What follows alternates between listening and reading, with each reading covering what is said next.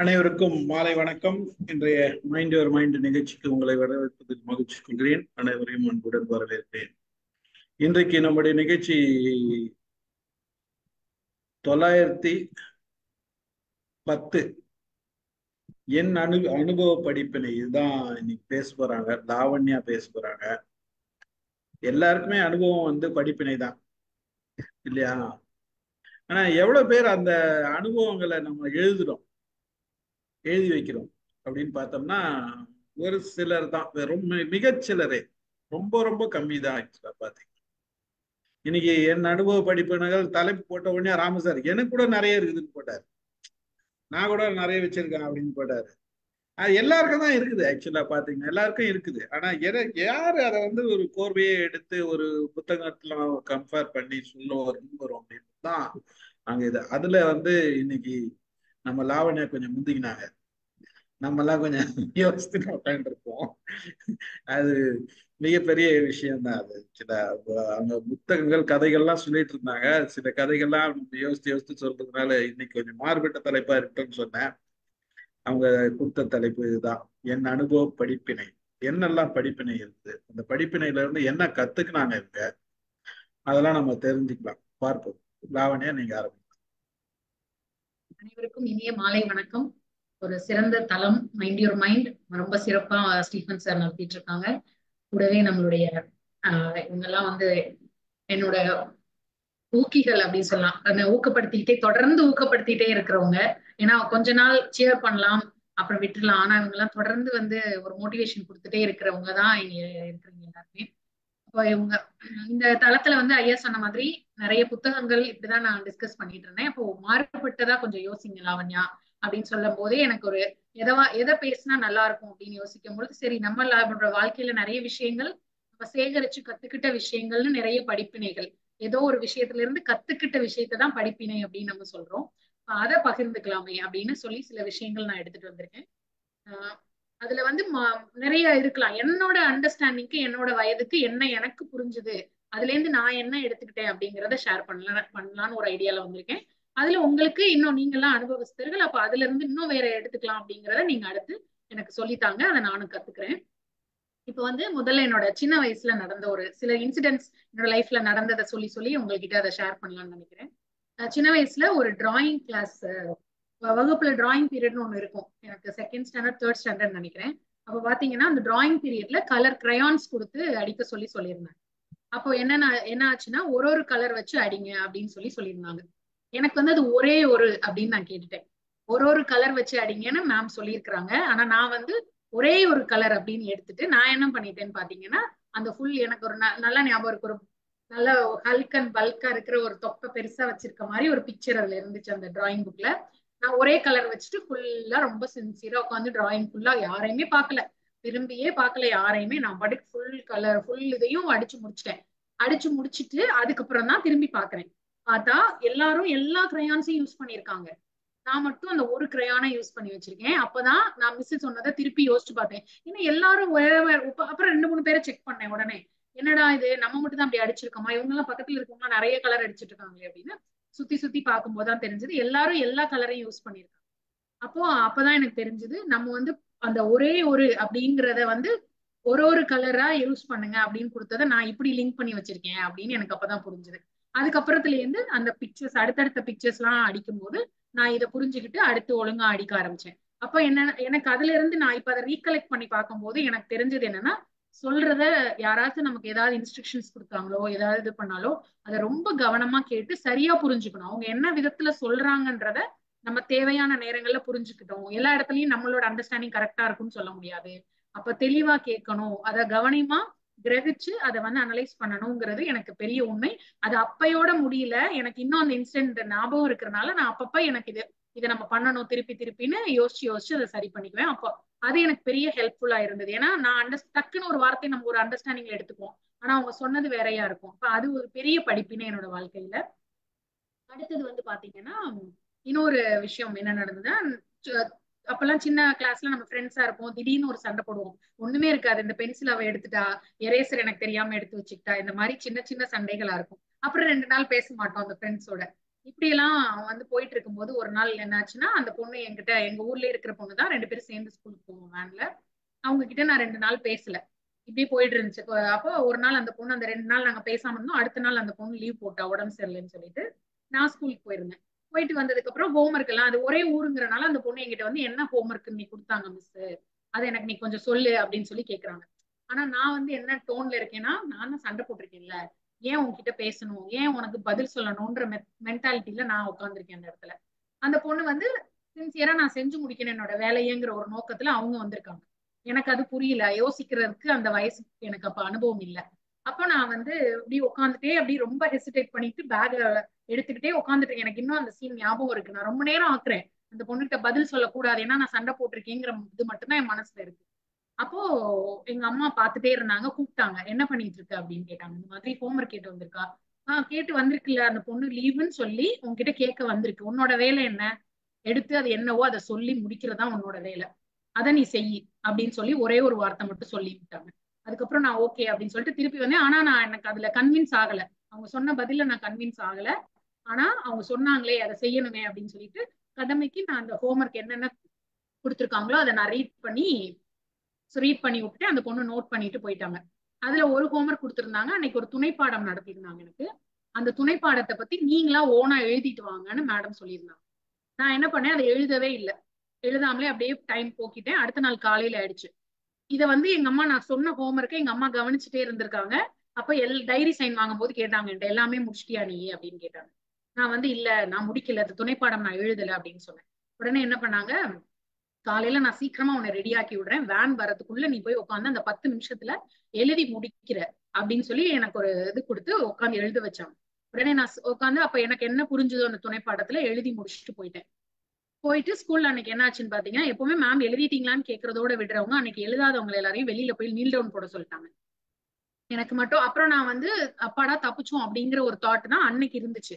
ஆனா இந்த இன்சிடென்ட் நான் திருப்பி திருப்பி நினைச்சு பார்க்கும்போது, அந்த ஹோம்ஒர்க் அன்னைக்கு நான் சொன்ன ஒரு காரணத்தினால இந்த என்னென்ன ஹோம்ஒர்க்குங்கிறத எங்க அம்மாவும் கவனிச்சாங்க. அந்த கடமை அவங்க வந்து நம்மகிட்ட கேட்டிருக்காங்க. அதை நம்மளோட டியூட்டி நம்ம கண்டிப்பா செஞ்சாகணும். பிடிக்குது பிடிக்கலங்கிற காரணத்தெல்லாம் சொல்லிட்டு இருக்க கூடாது. நம்மளோட டியூட்டியை நம்ம செஞ்சிடணுங்கிற ஒரு உண்மை எனக்கு அது பெரிய படிப்பினையா இருந்துச்சு. கூடவே அன்னன்னைக்கு கொடுத்துருக்கிற ஒர்க் என்னவோ அதை நம்ம அன்னன்னைக்கு முடிக்கிறதும் நம்மளோட டியூட்டி. அதை நான் செய்யாம அன்னைக்கு நான் போயிருந்தேன்னா எனக்கு அந்த பனிஷ்மெண்ட் கிடைச்சிருக்கும். அப்ப அதுலயும் நான் காப்பாற்றப்பட்டேன் அப்படிங்கிற மிகப்பெரிய படிப்பினை. டியூட்டியை நான் செஞ்ச கரெக்டா அந்த டியூட்டி என் ஃப்ரெண்டுக்கு சொல்ல வேண்டியது சொன்னதுனால அவளும் எல்லாத்தையும் முடிச்சுட்டு வந்துட்டான். அதே மாதிரி எனக்கும் அந்த டியூட்டியை நான் செய்யணும்ன்ற டியூட்டியை முடிச்சதுனால எனக்கும் அன்னைக்கு பனிஷ்மெண்ட் கிடைக்காம தப்பிச்சிட்டேன். இதை இப்ப நான் யோசிச்சாலும் கடமை செய் பலனை எதிர்பாராதேங்கிறது தான் எனக்கு கனெக்ட் ஆகும். அப்ப அவ்வளவுதான், நம்ம அதை தாண்டி நான் யோசிக்கவே கூடாது. எதுனாலும் என்னோட வேலையை நான் சின்சியரா செஞ்சு முடிச்சிடணும் அப்படின்ட்டு. அது வந்து என்னோட தமிழ் பேராசிரியர் கூட அடிக்கடி சொல்லுவாங்க பேசும் பொழுதெல்லாம், நாளைக்கு வேலையை இன்னைக்கு செய்யறவன் தான் வெற்றியாளன், நேத்து வேலையை இன்னைக்கு செய்யறவன் சோம்பேறி, இன்னைக்கு வேலையை இன்னைக்கே செய்யறவன் புத்திசாலி, நாளைக்கு வேலையும் சேர்த்து இன்னைக்கு செய்யறவன் தான் வெற்றியாளன் அப்படின்னு சொல்லிட்டு. அப்ப எப்பவுமே நம்ம கோ எக்ஸ்ட்ரா மைல், நம்ம வந்து அஹெடா தான் போயிட்டே இருக்கணும். அப்ப நம்மளோட டியூட்டியை வந்து நம்ம அப்பப்ப முடிச்சுட்டே போயிட்டே இருந்தோம்னா அதை நம்ம சாதிக்க முடியும் அப்படின்னு. இது எல்லாத்தையும் லிங்க் பண்ணும்போது எனக்கு ஒரு பெரிய விஷயமா புலப்பட்டது. சின்னதா ஏதோ ஒரு நாள் நடந்தது, பட் அது லைஃபுக்கான ஒரு மிகப்பெரிய படிப்பினையா எனக்கு அமைஞ்சது. அதுக்கப்புறம் பாத்தீங்கன்னா, முயற்சியின் பலன் என்ன, பயிற்சியின் பலன் என்ன அப்படின்னு நான் உணர்ந்த தருணங்கள்னு பாத்தீங்கன்னா, நிறைய போட்டிகள். நாங்க வந்து ஒரு கிராமத்துல இருந்தோம். பக்கத்துல இருக்கிற ஒரு சின்ன டவுன்ல இருக்கிற பள்ளிக்கூடத்துலதான் நான் படிச்சேன். அங்க வந்து பாத்தீங்கன்னா எங்களை நல்லா ஆங்கிலம் பேச வைக்கிறதுக்காகவும் நிறைய போட்டிகள், அந்த மேடை பயம் எல்லாம் இல்லாம இருக்கணுங்கிறக்காண்டி எங்க பிரின்சிபல் வந்து நிறைய போட்டிகள் வைப்பாங்க. வகுப்பு வாரியா பரிசு கொடுப்பாங்க. அப்ப எல்லா போட்டியிலும் நமக்கு எப்படியும் ஒரு 3 4 பரிசாவது ஒரு வருஷத்துக்கு கிடைச்சிரும். பேச்சு போட்டி, தமிழ், ஆங்கிலம், பாட்டு போட்டி, நடன போட்டின்னு நிறைய வைப்பாங்க. அப்போ இது எல்லாத்துக்கும் எங்க வீட்ல என்ன செய்வாங்கன்னா, இப்ப மாதிரி அப்ப கூகுள்ங்கிற கான்செப்ட் எல்லாம் கிடையாது. நம்ம வீட்ல இருக்கிற புத்தகங்களை வச்சு அம்மா அப்பா வந்து அதுல இருந்து பாயிண்ட்ஸ் எழுதி கொடுப்பாங்க. அது போக என்ன பண்ணுவாங்க, எங்க அப்பா வந்து எங்க ஊர்ல இருக்கிற தமிழ் ஆசிரியர்கள் இல்ல ஆசிரியர்கள் கிட்ட கொடுத்து அந்த தலைப்பை எழுதி வாங்கிட்டு வருவாங்க. அதுக்கப்புறம் அவங்க அதுல இருந்து முக்கியமான பாயிண்ட்ஸா எடுத்து நம்ம படிக்கிற அளவுக்கு சுருக்கி எழுதி எங்க அம்மா தனியா கொடுப்பாங்க. அதாவது அப்ப இந்த ஜெராக்ஸ் காப்பி இதெல்லாம் கூட பெருசா கிராமங்களுக்கு வராத காலம். அதுல பெருசா அவங்க எழுதி கொடுத்த 5 6 பக்கத்துல இருந்து ஒரு 2 பக்கத்துக்கு எங்க அம்மா அதை எழுதி கொடுப்பாங்க. அதை தினம் வந்து படிச்சு ஒப்பிக்கணும், வேற வழியே கிடையாது. படிச்சு படிச்சு ஒப்பிச்சுட்டே இருக்கணும், அது ஒரு வேலையா. அது கரெக்டா அந்த காம்படிஷன் வர்றதுக்கு 2 நாளைக்கு முன்னாடி பாத்தீங்கன்னா அந்த பேப்பர் எல்லாம் அப்படி கிழிஞ்சு கிழிஞ்சு நஞ்சு போயிருக்கும் நம்ம படிச்சு படிச்சு வச்சு. அதுக்கு தனியா ஒரு காப்பி எங்க அம்மா எடுத்து வச்சிருப்பாங்க. அப்போதைக்கு 2 இது படிச்சுட்டு போறதுக்குன்னு சொல்லிட்டு ஒரு பேப்பர். அப்போ அந்த அவங்களோட முயற்சி, இதை படிக்க வைக்கணும் அப்படிங்கிற ஒரு முயற்சி எந்த அளவுக்கு நமக்கு உதவி செஞ்சுச்சு அப்படிங்கறத நான் ஏன்னா இப்பெல்லாம் இப்படி வந்து பேசுறதுக்கெல்லாம் அதெல்லாம் ஒரு மிகப்பெரிய காரணம், மிகப்பெரிய உந்து சக்தியா அதெல்லாமே இருந்திருக்கு. அதுக்கப்புறம் அந்த பயிற்சி தொடர்ந்து தினமும் அதை படிச்சு படிச்சு ஒப்பிச்சு கண்ணாடி முன்னாடி நின்று சொல்லுவோம். என் தங்கச்சி கிட்ட சொல்லுவேன், மாமா பொண்ணு எல்லாரும் இருப்பாங்க, எல்லாரும் சேர்ந்து நாங்களே பிராக்டிஸ் பண்ணுவோம். அந்த மாதிரி எல்லாம் பயிற்சி பண்ணிட்டே இருக்கும் பொழுது தைரியமா போய் ஸ்டேஜ்ல பேசுறதற்கான ஒரு மிகப்பெரிய படிப்பினை. அந்த பயம், ஸ்டேஜ்ல நின்று அந்த மைக் முன்னாடி என்னதான் அந்த நேரத்துல ஒரு உதறல் வந்தா கூட நம்ம நல்லா படிச்சுட்டோம், பயிற்சி பண்ணிட்டோம் அப்படிங்கிற ஒரு தைரியம் என்ன பண்ணுச்சு அப்படின்னா அந்த இடத்துல எந்த ஒரு தயக்கமும் இல்லாமல் அந்த படித்த விஷயங்களை வந்து வெளிப்படுத்துறதுக்கு உதவி செய்யும். அப்ப இது வந்து மிகப்பெரிய படிப்பினையா அந்த முயற்சியும் பயிற்சியும் வாழ்க்கையில எவ்வளவு முக்கியம் அப்படிங்கிற விஷயத்த இந்த ஒரு இன்சிடென்ட் என்னோட லைஃப்ல எனக்கு வந்து சொல்லி கொடுத்துச்சு. அதுக்கப்புறம் வந்து பாத்தீங்கன்னா வாய்ப்புகளை பயன்படுத்துதல் அப்படின்னு சொல்லிட்டு, இந்த வாய்ப்புகளை பயன்படுத்துறதுல நான் நிறைய நேரங்கள்ல வந்து வாய்ப்புகள் தவற விட்டுருக்கேன். நான் ஏதோ காரணத்தினால ஒரு தடவை எனக்கு விஸ்வின் அரட்டை அரங்கத்துல பேசுறதுக்கு வாய்ப்பு கிடைச்சிச்சு. அப்ப நான் ஹாஸ்டல்ல இருந்தனால என்னைய கூட்டிட்டு போறதுக்கு சரியான ஒரு அரேஞ்ச்மெண்ட் பண்ண முடியல. எங்க அப்பா முதல் நாள் வந்து கேக்குறாங்க, சரி அப்படின்னு சொல்லி நாங்க பாத்துக்கிறோம்னு சொல்லியிருந்தாங்க. சூழ்நிலை காரணமா பள்ளியில இருந்து கூட்டிட்டு போக முடியல. அப்ப அது ஒரு மிகப்பெரிய வாய்ப்பு. என்னோட 8th ஸ்டாண்டர்ட் 9th ஸ்டாண்டர்ட்ல நான் வந்து ஒரு சன் டிவில வரேன் அப்படிங்கிறது ஒரு பெரிய விஷயமா இருந்திருக்கும். அந்த வாய்ப்பை நான் வந்து தவற விட்டுட்டேன். அப்ப அதுக்கப்புறம் பாத்தீங்கன்னா அதே மாதிரி ஒவ்வொரு இடத்துலயும் அப்பதான் எனக்கு புரிஞ்சது, எந்த வாய்ப்பையும் நம்ம வந்து தவற விடக்கூடாது, அதை பத்தி தெளிவா முதலே கேட்டுட்டு எப்படி அதுக்கு போகணும், எப்படி அதுக்கு யார் கூட வருவாங்கன்றதெல்லாம் தெளிவா நம்ம விசாரிச்சுக்கணும் அப்படிங்கிற ஒரு விஷயத்த நான் அதுல புரிஞ்சுக்கிட்டேன். ஏன்னா அது மிகப்பெரிய வாய்ப்பை தவற விட்டுட்டேன் அப்படிங்கிறது. அதுக்கப்புறம் பாத்தீங்கன்னா எனக்கு கல்லூரி ஒரு இடைப்பட்ட ஒரு 5-6 வருடங்கள் நான் இந்த இதுல எல்லாம் வந்து பேசவே இல்லை, எழுதுறது எதுவுமே, கட்டுரை கவிதை பேச்சு எதுவுமே இல்லாம இருந்தது. திருப்பி கல்லூரிக்குள்ள நுழையும் பொழுது அப்ப முதல் வருடம் சுதந்திர தின விழா தான் வருது. எடுத்த உடனே கல்லூரிக்கு போன உடனே அப்ப எனக்கு ஒரு தயக்கம், ரொம்ப நாள் ஆச்சு நம்ம பேசி, எப்படி போய் பேசுறதுங்கிற தயக்கத்துல வந்து வகுப்புல சொல்றாங்க, அந்த தலைப்பு எல்லாம் சொல்றாங்க, அதை எடுத்து நோட் பண்ண கூட எனக்கு பயம். வாய்ப்பு வருது, ஆனா நான் பயத்துல என்ன பண்ணிட்டேன்னா அது எதையுமே நான் எடுத்துக்கவே இல்லை. முதல் வருடம் சுதந்திர தின போட்டி எதுலையுமே நான் பார்ட்டிசிபேட் பண்ணவே கிடையாது. அதுக்கப்புறம் எனக்கு ஒரு பயம், ஏன்னா கோயடா வேற இருந்து நான் கேர்ள்ஸ் ஸ்கூல்ல படிச்சேன் 12th வரைக்கும். எனக்கு அதுவே ஒரு பெரிய 7th வரைக்கும் கோயட்ல இருந்தேன், திருப்பி கேர்ள்ஸ் ஸ்கூல் போயிட்டேன். அதனால அது ஒரு தயக்கமா இருந்துச்சு. அதுக்கப்புறம் திருப்பி நான் கல்லூரிக்கு ஃபைனல் ஆனுவல் டே செலிப்ரேஷன் வரும்போது நிறைய போட்டிகள் வரும்போது சரி பேசுறதுக்கு வேண்டாம், எழுதுவோம், நம்ம கட்டுரை எழுதுவோம் அப்படின்னு சொல்லிட்டு நான் எழுதினேன். அப்போ குளோபலைசேஷன் அப்படிங்கிற கான்செப்ட் அப்பயும் நிறைய நண்பர்கள் உதவி செஞ்சாங்க. அங்கங்க கலெக்ட் பண்ணுவாங்க, அப்பயும் நெட் ரொம்ப இல்லை, கூகுள்லாம் இல்லை. நிறைய கலெக்ட் பண்ண விஷயத்த வச்சு எழுதி முடிச்சிட்டேன். எனக்கே பயங்கர ஆச்சரியம், முதல் பரிசு கிடைச்சிச்சு ஆங்கில கட்டுரை போட்டியில. அப்ப எனக்கு அது ஒரு தைரியத்தை கொடுத்துச்சு. அந்த வாய்ப்பை நான் பயன்படுத்தின ஒரு விஷயம் எனக்கு மிகப்பெரிய தைரியத்தையும் பலத்தையும் கொடுத்ததுனால அதற்கு அடுத்து கல்லூரியில வந்த ஒரு போட்டி கூட நான் விட்டதே கிடையாது. எனக்கு ஜெயிக்கிறேன் தோக்குறேங்கிறது முக்கியமே கிடையாது, நான் போய் அங்க நிக்கணும், எழுதுறதுனா எழுதி கொடுக்கணும் அப்படிங்கிற ஒரு ஒரு போக்கஸ் எனக்கு வந்து கிரியேட் பண்ணி கொடுத்தது அந்த ஆப்பர்ச்சுனிட்டி தான். அப்ப இது வந்து ஒரு மிகப்பெரிய படிப்பினை. அது எல்லாத்தையும் யூஸ் பண்ணதுனாலதான் இன்னைக்கு உங்க முன்னாடி எல்லாம் நான் தைரியமா பேசுறதுக்கு ஒரு எனக்கு ஒரு இது இருக்கு. இல்லைன்னா வந்து இவ்வளவு தைரியமா இப்ப வந்து பாயிண்ட்ஸ் அந்த அதுவுமே பாத்தீங்கன்னா எழுதுனதை மனப்பாடம் பண்ணி சொன்ன ஒரு காலம் இருந்தது. அப்ப படிச்சுட்டு இருந்த டைம்ல எல்லாம் அப்படிதான். அதுக்கப்புறம் பாத்தீங்கன்னா என்னோட தமிழ் ஆசிரியர் இந்திரஜித் ஐயா வந்து சொன்னாரு, மொத்தமா அப்படியே படிச்சுட்டு வந்து சொல்றதை மட்டும் இல்லாம சின்ன சின்ன குறிப்புகளா எடுத்து நீ பிராக்டிஸ் பண்ணு, ஒரு வார்த்தைகளை ஹிண்ட் மாதிரி நீ வச்சுக்கிட்டு பயிற்சி பண்ணும் போது அந்த ஹிண்ட்டை பார்த்தோன்னா உனக்கு மொத்த பாயிண்ட்டும் ஞாபகம் வர்றதுக்கு நீ பயிற்சி பண்ணுமா அப்படின்னு எனக்கு அந்த ஐயா, அவங்க இப்ப இல்ல, ஆனா நிறைய வழிகாட்டுதல் அவங்க கொடுத்தாங்க எனக்கு கல்லூரி காலத்துல. அப்போ அதை பயன்படுத்தி அடுத்தடுத்த வருடங்கள்ல நான் அப்படி படிக்க ஆரம்பிச்சேன். அப்படி படிச்சு படிச்சு பேச போகும்பொழுது இன்னும் கொஞ்சம் எளிதா இருந்தது பேசுறது. அப்படியே அந்த தொடர்ந்து பயிற்சி ஊக்கப்படுத்தி என்னோட தமிழாசிரியர் வந்து அவங்க வந்து எங்களோட போட்டிகளுக்கு எல்லாம் கூட வர்றதுக்கு தைரியமா வாங்க நான் கூட்டிட்டு போறேன் அப்படின்னு சொல்லிட்டு நிறைய இடங்களுக்கு என்னை அவங்க கூட்டிட்டு போயிருக்காங்க. அப்படி போகும்பொழுது அவங்க சொல்லுவாங்க, பயப்படாம பேசுங்க, தெரிஞ்சதை பேசுங்க, ஜெயிக்கிறோம் தோக்குறோங்கிறது முக்கியம் இல்லைன்னு.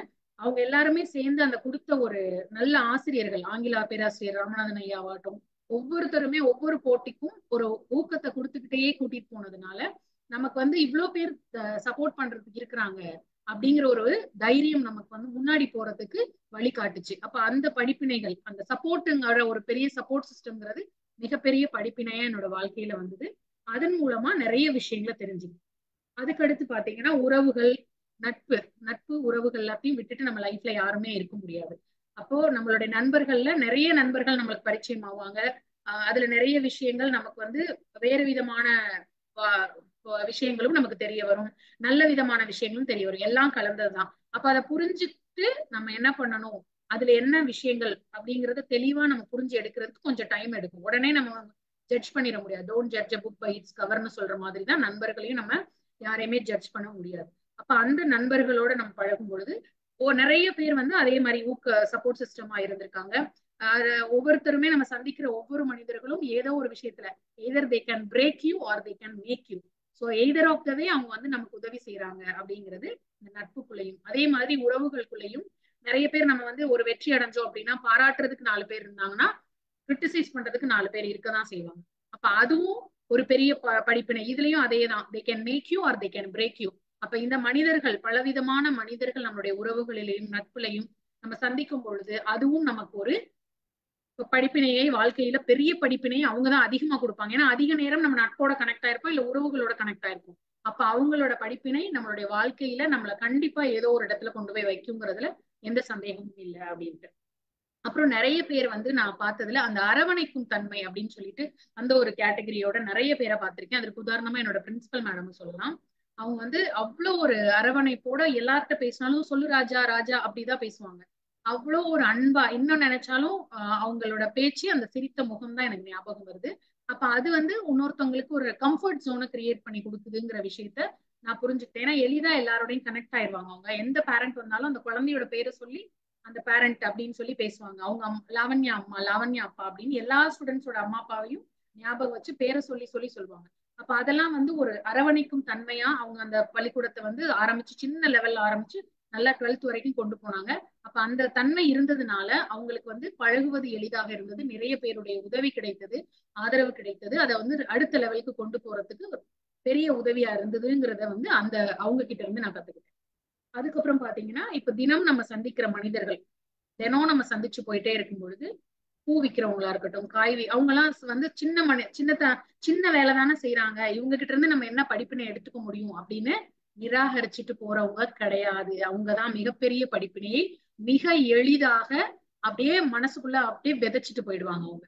அப்போ ஒரு சாதாரணமா நம்ம சில்லறை இல்லை அப்படிங்கிற கட்டத்துல போறோம், அவங்களுக்கு அந்த சில்லறையா கொடுத்து நம்ம வாங்கினாதான் அன்னைக்கு அவங்களோட வேலைக்கு அந்த பணம் மிகப்பெரிய உதவியா இருக்கும். நம்ம ஒரு 500 ரூபாய் கையில வச்சிருக்கோம் அப்படின்னா அவங்க கிட்ட ஒரு 50 ரூபாய்க்கு பூ வாங்குறோம், 60 ரூபாய்க்கு பூ வாங்குறோம்னா அந்த 60 ரூபாய் 50 ரூபாய் அவங்க கிட்ட கொடுத்தாதான் அவங்களுடைய அன்றைக்கான வேலை நடக்கும். மற்ற வேலைகள் அதை சார்ந்து அவங்க செய்யற வீட்டு வேலையாகட்டும், வீட்டுக்கு தேவையான சாப்பாடு வாங்குறதுக்காகட்டும் அதுங்க உதவி செய்யும். ஆனா அதுல கூட நம்ம கிட்ட இல்லையே அப்படின்னு சொல்லும் பொழுது ஒரு சமயம் அந்த பாட்டி என்ன சொன்னாங்கன்னா, என்கிட்ட நீ இருமா இங்க கடையை பார்த்துக்கோ, நான் போய் சில்லறை வாங்கிட்டு வரேன் அப்படின்னு அவங்க போறதுக்கு தயாரா இருந்தாங்க. நான் சொன்னேன் இல்ல பாட்டி, நீங்க இது பண்ணுங்க அப்படின்னு சொல்லிட்டு என்கிட்ட இருந்ததுல ஒரு 100 ரூபாய் என்கிட்ட இருந்துச்சு, இந்த 500 ரூபாய் போக. அதனால அந்த 100 ரூபாய் கொடுத்துட்டு உங்ககிட்ட வேற சில்லறை இல்லைன்னா இதை வச்சுக்கோங்க, நான் நாளைக்கு வரும்போது வாங்கிக்கிறேன் அப்படின்னு சொல்லி சொன்னேன். அப்ப அவங்களுக்கு வந்து இந்த பொண்ணு தினம் போகுது, நமக்கு தெரிஞ்ச இடம் அப்படிங்கிற ஒரு தைரியமும் வந்துரும். அவங்களுக்கு தெரிஞ்சவங்க யாரோ அப்படின்னு கிடையாது. அடுத்து நான் போகும்போது சில்லறை இருந்து கொடுத்தா வாங்கிக்குவேன், அப்படி இல்லைன்னா நான் கூட எக்ஸ்ட்ரா வேண்டாம்னு சொல்லுவேன். ஆனா அந்த பாட்டி பரவாயில்ல நீ எடுத்துட்டு போ, எப்ப வேணாலும் கொண்டு வந்து கொடு அப்படின்னு சொல்லிட்டு.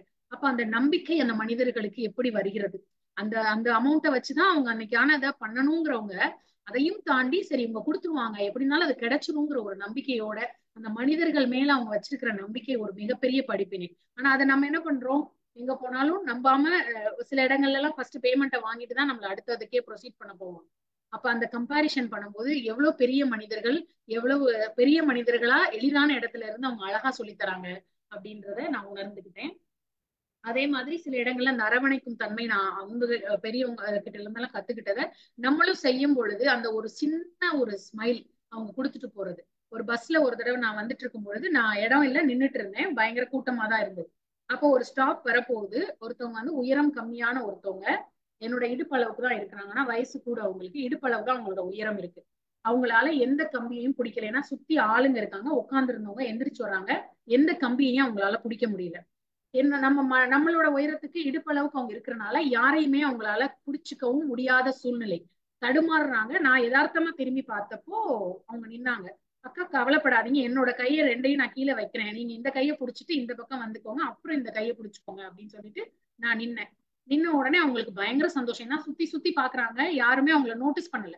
நம்ம எல்லாம் இந்த உயரத்துல நிக்கிறவங்க எல்லாம் பாத்துட்டு இருந்தாலும் அவங்களை கீழே குனிஞ்சு யாருமே பார்க்கல. அப்ப அவங்களுக்கு ரொம்ப சந்தோஷமாயிட்டு ரொம்ப தேங்க்ஸ்பா ரொம்ப தேங்க்ஸ்பான்னு சொல்லிட்டு மெதுவா அந்த கையை பிடிச்சிட்டு இந்த கையில வந்து அடுத்த இதை பிடிச்சி ஸ்டாப்ல இறங்கிட்டு திரும்பி திரும்பி அங்க இருந்து பார்த்து எனக்கு நன்றி சொல்லிட்டு போறாங்க. எனக்கு அப்ப ரொம்ப சந்தோஷமா இருந்த அப்போ ஒரு சின்ன ஆக்ட் ஆஃப் கைண்ட்னஸ் வந்து எவ்வளவு ஒரு சந்தோஷம். அந்த சந்தோஷத்துக்கு விலை மதிப்பு கிடையாது இல்லையா. அவங்க சிரிச்சு ஒரு நன்றின்னு சொன்னவங்க அது வந்து ரொம்ப பெரிய விஷயம். இப்ப இந்த மாதிரியான படிப்பினைகளை வந்து நான் ஏற்கனவே எடுத்த எக்ஸ்பீரியன்ஸ்ல இருந்து நம்மளும் செய்யும் பொழுது நமக்கும் அது திருப்பி அழகா வருது. அப்படிங்கிறப்போ நம்மளும் வந்து okay we are daily getting better அப்படிங்கிற ஒரு திருப்தியை நமக்கு வந்து வாழ்க்கையில கொடுக்குது அப்படிங்கிற ஒரு படிப்பினை நான் கத்துக்கிட்டேன். அடுத்து முக்கியமா சொல்லணும் அப்படின்னா மொழியின் முக்கியத்துவம். மொழியை வந்து மறக்கவே முடியாது. ஏன்னா நம்மளுடைய தாய்மொழி நம்ம சின்னதுல இருந்து பேச ஆரம்பிக்கிறோம் எல்லாம் பண்றோம். அதுக்கப்புறம் பாத்தீங்கன்னா ஒரு வேற ஒரு மொழிய நம்ம படிப்புல நம்மளுடைய படிக்கும் நாட்கள்ல இன்னொரு மொழி நமக்கு பரிச்சயம் ஆகுது. அதன் வழியாக நம்ம நிறைய விஷயங்களை கத்துக்கிறோம், நிறைய தெரிஞ்சுக்கிறோம். அதை இப்போ ஒரு மீடியம் ஆஃப் கம்யூனிகேஷனுக்கு நம்ம யூஸ் பண்ணி நிறைய இடங்களுக்கு போறோம், எல்லாம் பண்றோம். அப்போ இந்த மொழிங்கிறது வந்து இது பெருசு அது சிறுசு அப்படிங்கிறதுக்கு எங்கேயுமே இல்லை. ஏன்னா ஏதோ ஒரு இடத்துல ஒரு டிரைவர் கிட்ட எனக்கு ஹிந்தியில ஒரு தடவை போயிருக்கும் பொழுது அவங்க ஹிந்தி பேசுறாரு. எனக்கு வந்து பதில் சொல்ல தெரியல அவருக்கு. எப்படி எனக்கு வழி நல்லா தெரியும். அந்த வீட்டுக்கு நான் சொல்ற அட்ரஸ்க்கு எப்படி போகணுங்கிறது எனக்கு கிளியரா தெரியும். ஆனா எனக்கு ஹிந்தியில பேச தெரியல. அப்போ அவங்க கிட்ட வழி சொல்ல தெரியல. இப்படி போனா ஷார்ட்டா போயிடலாம்னு சொல்ல ட்ரை பண்றேன். ஏன்னா அவர் சுத்தி போறாரு, மேப் போட்டு அவர் போறாரு. ஆனா எனக்கு பதில் சொல்ல தெரியல. அப்பதான் நான் அந்த மொழியோட முக்கியத்துவத்தை உணர்ந்தேன். அந்த இடத்துல இந்த ஒரு சின்ன இது தெரியாத விஷயத்தினால நம்ம வந்து இவ்வளவு கஷ்டப்படுறோமே, தெரிஞ்சதை கூட கன்வே பண்ண முடியலையே அப்படிங்கிற விஷயம் எனக்கு புரிஞ்சுது. அப்போ அதுக்கப்புறம் எந்த மொழியா இருந்தாலும் நம்ம வந்து அது எல்லாத்துக்குமே ஈக்குவல் ப்ரையாரிட்டி கொடுத்து எவ்வளவுக்கு எவ்வளவு நம்ம மொழிகள் கத்துக்கிறோமோ அவ்வளவுக்கு அவ்வளவு நம்ம கத்துக்கணும் அப்படிங்கிற ஒரு உத்வேகம் என் மனசுக்குள்ள வந்துச்சு. அது அந்த சின்ன ஒரு இன்சிடென்ட் வந்து ஒரு படிப்பினையா எனக்கு அமைஞ்சது. அதுக்கப்புறம் நான் முடிஞ்ச அளவு கத்துக்கணும்னு சொல்லிட்டு தமிழ் ஆங்கிலம் தாண்டி இன்னும் 2 மொழிகள் கத்துக்கணும் அப்படின்னு சொல்லி கத்துக்கிட்டேன். அடுத்து இன்னும் வேற ஏதாவது கத்துக்க முடியுமா, எங்கேயாவது வெளியில போயிருக்கோம்னா அப்போதைக்கு அங்க பார்கெயின் பண்றதுக்கு மெயினா நமக்கு அந்த அமௌண்ட்டுக்கு சொல்றதுக்கு ஹிந்தில இங்கிலீஷ்லயோ அந்த அந்த ஊர் மொழியிலயோ சொல்றதுக்கு இங்கிலீஷை தாண்டி அந்த மொழியில சொன்னா அவங்க எளிதா கனெக்ட் ஆவாங்க.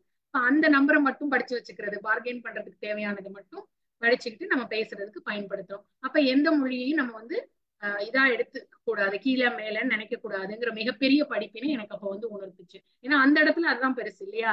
நான் இந்த ஊருக்காரன் இந்த மொழி பேசுறேன் நான் காலரை தூக்கி விட்டு ஒரு யூஸும் கிடையாது. அவங்க கிட்ட அவங்க மொழியில பேசினாதான் புரியும் அப்படிங்கிற ஒரு மிகப்பெரிய விஷயம். அதுக்கப்புறம் பாத்தீங்கன்னா தன்னம்பிக்கை ரொம்ப ரொம்ப முக்கியம். நிறைய நேரங்கள்ல நம்மளே அறியாம நமக்கு நிறைய ஏமாற்றங்கள் வாழ்க்கையில வந்து நிறைய வரும். நிறைய கஷ்டங்கள் வரும். நிறைய சூழ்நிலைகள், எதிர்பாராத சூழ்நிலைகள் எல்லாமே வந்து முழுவதுமாக நம்மளுடைய தன்னம்பிக்கையை உடைத்து போட்டுவிடும். அது வந்து நிறைய இடங்கள்ல எல்லாரோட வாழ்க்கையிலுமே நடக்கும், வயசு வித்தியாசம் இல்லாமல் எதுவுமே இல்லை. ஆனா அதெல்லாம் நடக்கும் பொழுது ஏதாவது ஒரு நம்பிக்கை தருகின்ற இந்த மாதிரி நிறைய ஸ்பீச், நிறைய பேரோட ஸ்பீச் கேட்கும் போதோ ஒரு வார்த்தை ஒரு வரி அப்படியே நமக்கு ஒரு பெரிய நம்பிக்கை, அப்படி பெரிய பூஸ்ட், ஒரு பெரிய எனர்ஜி ட்ரிங்க் குடிச்ச மாதிரி அந்த ஒரு லைன் கிடைக்கும் நமக்கு. இல்ல ஒரு வார்த்தை கிடைக்கும், இல்ல யாரோ வைக்கிற ஒரு ஸ்டேட்டஸ் மெசேஜ், அந்த மாதிரி ஒரு விஷயம் நம்மளுக்கு வந்து ஒரு பெரிய டானிக்கா அந்த இடத்துல அமையும். அப்ப அந்த தன்னம்பிக்கையை கொடுக்குற அந்த வார்த்தைகள், அந்த வரிகள் மிகப்பெரிய படிப்பினை வாழ்க்கையில. அதே மாதிரி நம்மளோட இந்த குரூப்பை பத்தி நான் சொல்லியே ஆகணும். இங்க நிறைய பேர் வந்து நிறைய அனுபவசாலிகளா இருக்கிறீங்க, வயசுல வந்து ரொம்ப சீனியரா இருக்கிறீங்க. ஆனா நீங்க எல்லாரும் பழகுற விதம், அந்த பெரிய மனிதர்களுடைய அந்த பண்புகளை வந்து நான் நிறைய இந்த குரூப்ல நான் பார்த்தேன். ஏன்னா ஒரு ரிசீவ் பண்ணதாகட்டும், அந்த எல்லாரும் ஆன்லைன்ல தான் பார்த்திருக்கோம் பேசியிருக்கோம். அந்த ஃபங்க்ஷன்ல திருக்குறள் புத்தகத்தோட இதுல வந்து ரிலீஸ் ஃபங்க்ஷன்ல வந்து எல்லாருமே கூப்பிட்டு கூப்பிட்டு கூப்பிட்டு பேசினதெல்லாம் பாத்தீங்கன்னா நம்ம எவ்வளவு இன்னும் வாழ்க்கையில கத்துக்கணும், எவ்வளவு தன்மையா நம்ம நடந்துக்கணும் அப்படிங்கிற விஷயத்த வந்து நான் உங்க எல்லார்ட்ட இருந்துமே கத்துக்கிட்டேன். அதுக்கப்புறம் பாத்தீங்கன்னா கன்சிஸ்டன்சி, இந்த தொடர்ந்து இந்த 910வது நிகழ்ச்சி வருது அப்படிங்கும் பொழுது அந்த கன்சிஸ்டன்சி எவ்வளவு முக்கியம். அந்த 7 மணி தொடர்ந்து நடத்தணும். இது வந்து ஒரு அந்த மாதிரி நம்ம முயற்சி செஞ்சுக்கிட்டே இருக்கணும் அப்படிங்கும் பொழுது அப்போ ஆரம்பிக்கும் பொழுது எத்தனையோ தடைகளை தாண்டிதான் ஸ்டீஃபன் ஐயா வந்து இதை ஆரம்பிச்சிருப்பாங்க. ஒவ்வொருத்தரா தான் மெம்பர் ஆயிருப்பாங்க. மிஞ்சி ஒரு 10 பேர் எனக்கு தெரிஞ்சு, ஜஸ்ட் என்னோட கெஸ்ஸிங்ல சொல்றேன், ஒரு 10 பேர் அவங்க ஃப்ரெண்ட் சர்க்கிளா இருந்து ஆரம்பிச்சிருக்கலாம். இன்னைக்கு அது எத்தனை பேர் இருக்கிற ஒரு குரூப்பா மாறி இருக்கு, எத்தனை பேருக்கு அது ஒரு பெரிய ஒரு வாய்ப்பு, பெரிய ஒரு வாழ்க்கை கொடுத்து இன்னொரு பரிணாமமா நம்மளை பாக்குறதுக்கு உதவி செய்யற ஒரு விஷயமா இருக்கு. அப்ப இது எல்லாமே அந்த கன்சிஸ்டன்சி, யாரோ ஒருத்தரோட கன்சிஸ்டன்சியே இன்னொருத்தவங்களுக்கு இவ்வளவு உதவி செய்யுதுன்னா நம்ம கன்சிஸ்டன்டா ஒரு விஷயத்த செஞ்சோம்னா அது எவ்வளவு உதவி செய்யும் அப்படிங்கிற ஒரு மிகப்பெரிய படிப்பினையே நான் இந்த மாதிரி தொடர் நிகழ்வுகள்ல கத்துக்கிறேன். ஏன்னா நம்ம என்னைக்காவது ஒரு நாள் பேசுறோங்கிறதுக்கே நம்ம எவ்வளவு தயாரிப்பு பண்ண வேண்டியிருக்கு, எவ்வளவு ரெஃபரன்ஸ் பண்ண வேண்டியிருக்கு, தைரியத்தை வரவழைச்சுக்கணும், அந்த டைமுக்கான வேலைகளை கரெக்டா முடிச்சுட்டு வரணும்னு இத்தனை பொறுப்புகள் அது பண்ணும்போது ஒரு நாள் நம்ம அதை சின்சியரா செய்யறோம். அதே இதை தொடர்ந்து நம்ம செஞ்சோம்னா எவ்வளவு பலன்கள் நம்மளுடைய வாழ்க்கையில கிடைக்கும் அப்படிங்கிற ஒரு மிகப்பெரிய படிப்பினை இந்த மாதிரி குழுக்கெல்லாம் மிகப்பெரிய நன்றிகள் இந்த இடத்துல நான் தெரிவிச்சுக்கணும். அவங்களோட இது இல்லாதனால நமக்கு நிறைய மேடைகள் கிடைக்குது, அதுக்கு வந்து மிகப்பெரிய நன்றிகள். அதுக்கப்புறம் முக்கியமா மன்னித்தல் மறத்தல் அப்படிங்கிற ஒரு விஷயம். ஸோ மன்னித்தல் சில படத்துல கூட நகைச்சுவையா பிரபுதேவா ஒரு இடத்துல சொல்லுவாருன்னு நினைக்கிறேன், ஆனா என்ன மன்னிச்சிருங்கண்ணே அப்படின்னு சொன்னா, சரி சரி மறந்துட்டேன் போ போ அப்படின்னு சொல்லுவாரு. இப்ப மன்னிச்சுட்டேன் அப்படின்னு கேட்கறது வந்து அந்த இதை உணர்ந்தா மட்டும்தான் மனசார வந்து அவங்க மன்னிப்பு அப்படின்னு சொல்லி கேட்பாங்க.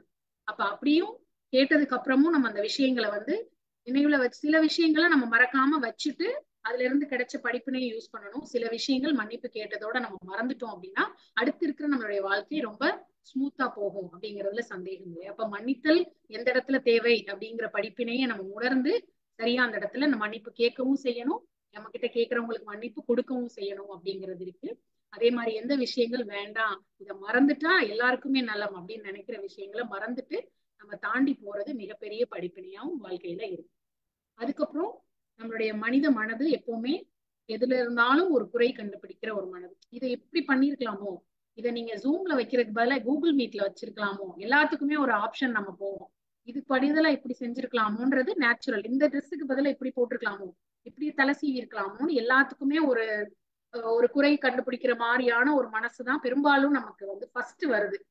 அதுல ஒரு பாராட்டத்தக்கத செய்யல சொல்றது. ஆனா அந்த சின்ன சின்ன விஷயங்களை வந்து எடுத்து நம்ம பாராட்டுறோம் அப்படிங்கும் பொழுது அந்த குறைகளை நம்ம நினைக்கிறத வந்து கொஞ்சம் கொஞ்சமா நம்ம குறைச்சிடலாம் அப்படிங்கிறது.